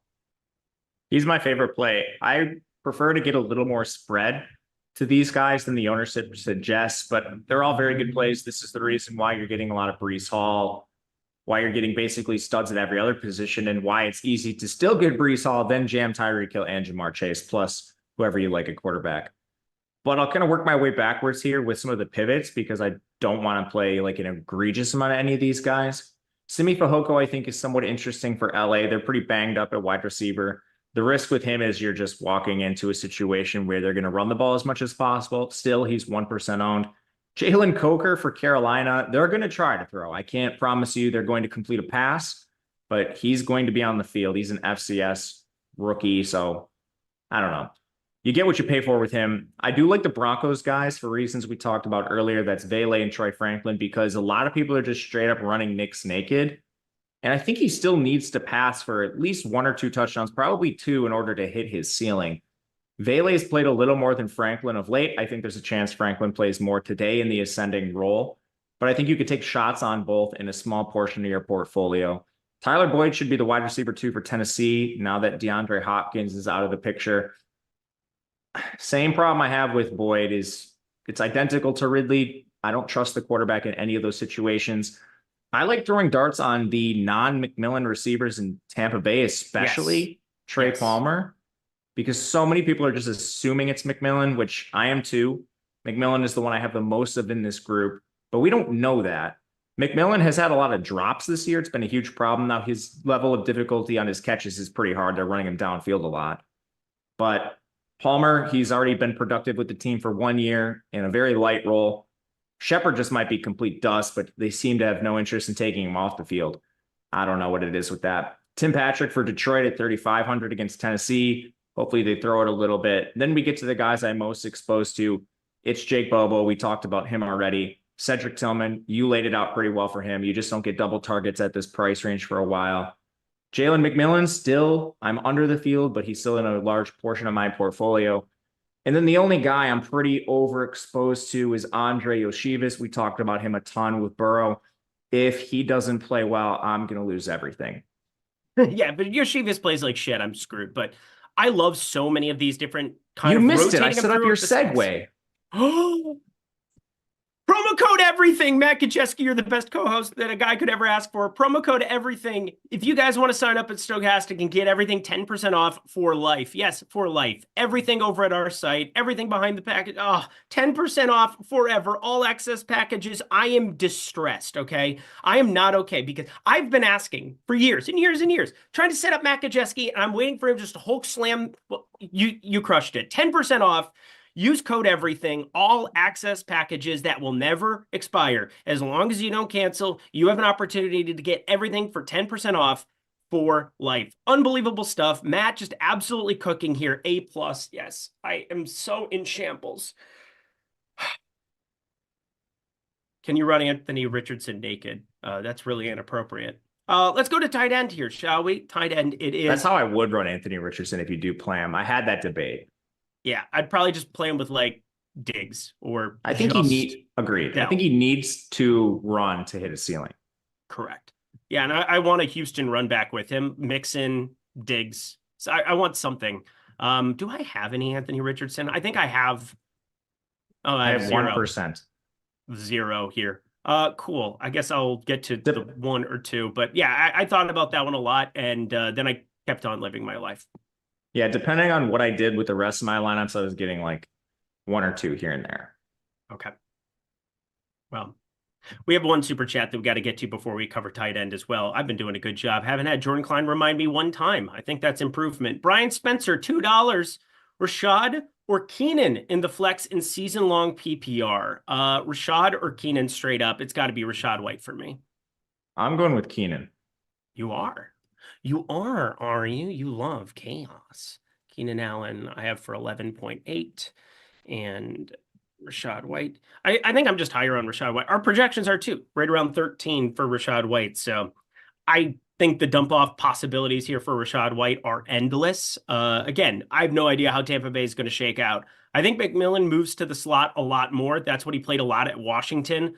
I'm hoping that that's the case. If he doesn't, I'm going to probably be in shambles for 14% of my lineups. But yeah, I also like taking shots on Palmer, Sterling Shepard. We have no idea how that's going to pan out, but I am pretty positive Rashad White will be out there for a lot of passing situations. So take that for what you will. We are split. That's not very helpful to you, but Keenan Allen in the flex against Washington, I don't hate it by any means if you want to go that direction either. What I miss Eric not do? Yeah, just not setting. I literally asked for something from Matt. He gave it to me, and I failed. I have failed my family. I hang my head in shame. Duke will not even look at his father today. Tight end, Brock Bowers, Travis Kelce, alone up there in the 6K range, both pulling around 10% ownership. More accessible with some of the cheapies that I listed off at 3, 4K. I have more of these guys intertwined. On FanDuel, it's a completely different ball of wax. It's Dalton Kincaid at 4K, which makes no sense, and it's kind of funny. And then 5,500 David Njoku, the Sims absolutely love in lineups. I think Jameis Winston, passing rate over expectation. No Amari Cooper there anymore. There are no doubts, if ands or buts about it. David Njoku, a great play over there, but 5,100 over on DK, he's pulling 20% ownership. I think I'd rather get up to the Kelce Bowers type ceilings if I can. I think Cade Otton's an awesome play at 3,500. I'm just going to open up the board to you, Matt. Who are your highest owned tight ends today? It's Cade Otton. I'm trying to just pace the field with him because there is downside. I think it's largely just his talent as a player, but we actually saw his targets go up when these players went out. That was my biggest concern. Is Cade Otton sort of fixing his target per route, or could he actually become like a wide receiver 2 or a de facto wide receiver 2 for this team? And it seems like he could actually do that. So I'm okay eating the chalk. He's cheap enough where I don't think it really matters a ton. Outside of him, Njoku's my second most owned tight end. His targets per route run have jumped significantly. Evan Ingram is 3, and then a surprising off the board one is Eric All with Cincinnati. I think that is largely just a product of playing a lot of that game, because I actually do have some Mike Gesicki as well, but more Eric All. I'm so with you on the Eric All play. Brought him up at one point in the show, 2,600 for him. I toyed with a couple of different lineups. I'm just like running one big lineup, and then I've got like all lineup in the millie, and then I'm playing the 150 on FanDuel because, again, the overlay is just so good. Those tournaments to sign up for. I contemplated some Eric All, like going Eric All, Yoshivas as punts with Burrow, and I just kind of wasn't willing to overlook getting to Chase. It felt like I have to play Chase in that kind of a lineup, and ended up not going the Eric All direction, but I really wanted to. And I think that, going through Cade Otton's opportunity here, there's not a whole lot to say. He is your cash game tight end. He's not your cash game tight end on FanDuel because Dalton Kincaid is 4K, so there's that, so enjoy that. But I think Calcaterra for Philly going up against Cincy at 3,200 is interesting. I think Hunter Henry, 3,800. He's had 14 targets now under the Drake May. I almost said regime. That's not the right word. Now the tenure, the Drake May experience, if you will. I think that there's at least something to be said against the Jets. Gonna be running into a tough sledding situation there going up against that Jets defense, but I think Hunter Henry at least viable. And Mark Andrews, I think, is Mark Andrews back? Like, do we have a 4K Mark Andrews where, obviously 2 touchdowns and only 4 targets last week, ran pretty good, but like Baltimore is going to be in the red zone a lot. And now we're finally getting those looks from Lamar Jackson. Mark Andrews, 4K. What are we doing with that? I have just a sprinkling of it. The workload stuff is still a little concerning. For a tight end, even at 4K, you would just like the route share to be better, the targets per route to be better. They use a bunch of weird formations, so it's not even just Isaiah Likely, which he is a problem for Andrews, but they'll use a fullback a lot. They use a 6 lineman. Then they play Nelson Aguilar in a certain allotment of snaps, and Rashad Bateman and others, and Justice Hill and others. It's just really messy with that team. For that reason, I don't want to be out over my skis on Andrews. Out over my skis. I haven't heard that one for a while. You're welcome. Man, it's like going back to 1944, listening to the radio and that's basically how you live your life. You haven't seen a TV since, you've seen an iPad because we make you watch film in the cabin in the woods in Wisconsin every single day, but that's about it. I watched my buddy's high school game on Friday. It was actually other than they lost. I like doing stuff like that. You touch grass occasionally? This time of year, rarely, man. It's actually trying to get better at it. It's a good thing. I think there's a balance, but yeah, fall is for football, not weddings, even though I suppose my anniversary is November 13th, but didn't you have a fall wedding? We booked my wedding on a Vikings bye week, and Oregon was playing an absolute nobody. I can't remember who it was, but we definitely factored football into our wedding to make sure that everybody who was like the primary Iowa Staters, the Oregon people, and everybody coming from South Dakota. I think the Jackrabbits had an off week too before the playoffs. It was like November. Yeah, we definitely sat down with the football schedule because, again, I am me and me is me. I can't turn it off. I can't do it. Well, at least you did it the right way, I think. Yeah, fall weddings, people. Some of us like football, okay? We're Americans. That's what it is. Everybody vote. Let's go to defense to round out our show. 9 minutes to go. Hit the like button, please. Could Eric go a whole show without using a voice or making a movie reference? This is resounding no. Like, I wouldn't want that show. Would you want that show? Who would want that show from me? That's not who you are, Eric. It's not who I am, Jordan Klein. I didn't know that it was that big of a problem, but okay. Is Jordan the one that said that? He came up with the question. Oh, He's a dick. get him, Jordan. Kim Jong Jordan. There it is. Wow, that's something. It's not very nice. Just an evil, evil dictator behind that seat, making me feel insecure and hurt. Last man in, Smith and Jigba, Keenan Allen, and Rashad White. It's got to be, well, I mean, in tournaments, I have a lot of the Jigba, but last man it. There's no lotion play of the night, Jordan. This is not the NBA show. You don't get to just make up segments for the NFL show. 3.5K people in here. Hit the like button. Don't pay attention to anything Jordan's putting there. It's all evil. Brian Spencer, we already answered his super chats. Man, did a great job on the super chat. 7 minutes to go. Let's cover defense here. And this is always Matt's favorite position, so I'm super excited to hear his thoughts about why we should be jamming one team or the other team or what. I don't care. Defense, my three highest owned right now. The Atlanta Falcons at 2,600. That's going to be fun.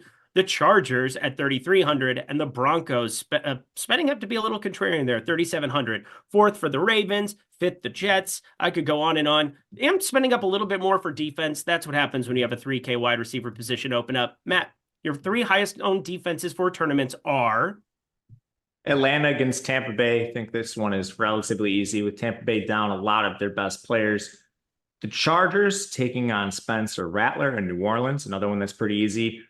Paying up for Denver against Carolina and the second Bryce Young experience. But I do like paying down. The other ones I'm looking to sprinkle that are a little bit worse are the Bears, the Patriots, the Jaguars, which is terrifying, I guess. I'm playing a lot of Green Bay, so that's in a very small portion of the portfolio. Love it. Well, that's all the time we have for defense on today's program. Yes, it is still a spot, that's for sure. But Ouija McCullen, I think I did a good job with that. $1.99, Njoku and Breece Hall, or Kincaid and Derrick Henry. You got to give me a site. You got to give me a format because half-point PPR going to be very, very different 1v1. I would actually prefer the Kincaid Derrick Henry side on FanDuel if that's what you're talking about. Njoku and Breece Hall, I prefer on the DK side. So depending on which one it is, I like different sides of it based on the site that you're playing. I think I prefer the Breeze side either way, but I don't feel super good. I agree with you on DK 100%.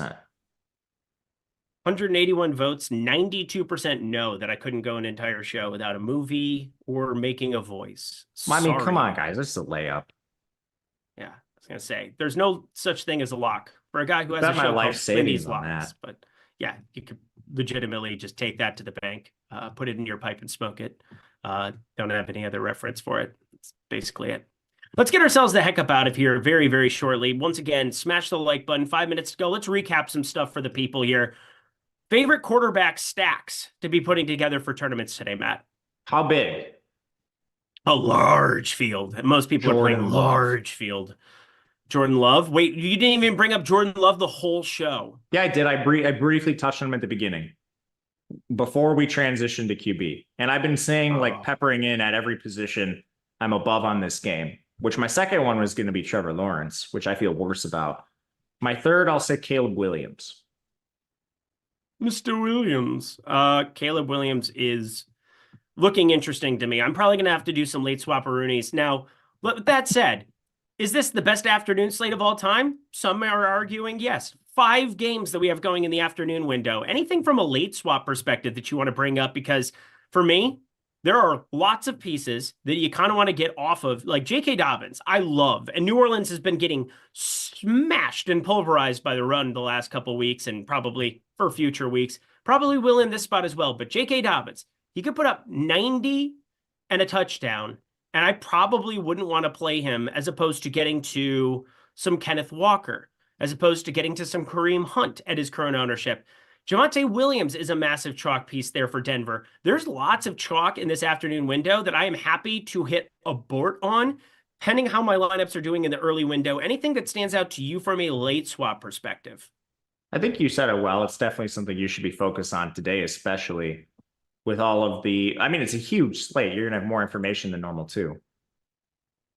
It's a huge slate. Again, 5 games in the afternoon window. Be refreshing. Utilize the late swap tool in all things. And then again, promo code TIPOFF24 if you want to join the NBA streets. Would love to have you all there. Would love to have you come kick it here. But Matt and I are going to get ourselves the heck up out of here. We're what, 2 minutes? Yeah, just over 2 minutes away from lock at this point in time. Another successful Stokastic live before lock for week 8 here in the books. Hit that like button. Jordan Klein, thank you so much for all of your hard work behind the scenes for 4 hours. We're running 4-hour streams every single morning. We appreciate you all for choosing to hang with us, talking through it, even if I use ridiculous voices. Oh, boy. Any final words for the people, Matt? Appreciate you all being here every Sunday. It allows me and Eric to do something we love, as well as the gentlemen that were on before us. Good luck. Hope you guys win some money, and we'll see you again next week. Do you have a favorite bet from today? I don't bet a lot of the NFL. I suck at it. Oh, Kansas City -9. That seems fun. Let's go Kansas City. I'll be cheering with you. I'm here. I'm here. We should fade off after that. Just cut the stream. Bye, everybody. Matt_Gajeski. Follow me at Eric Lindquist. So good to be here. So good to kick it. Best of luck in the streets tonight.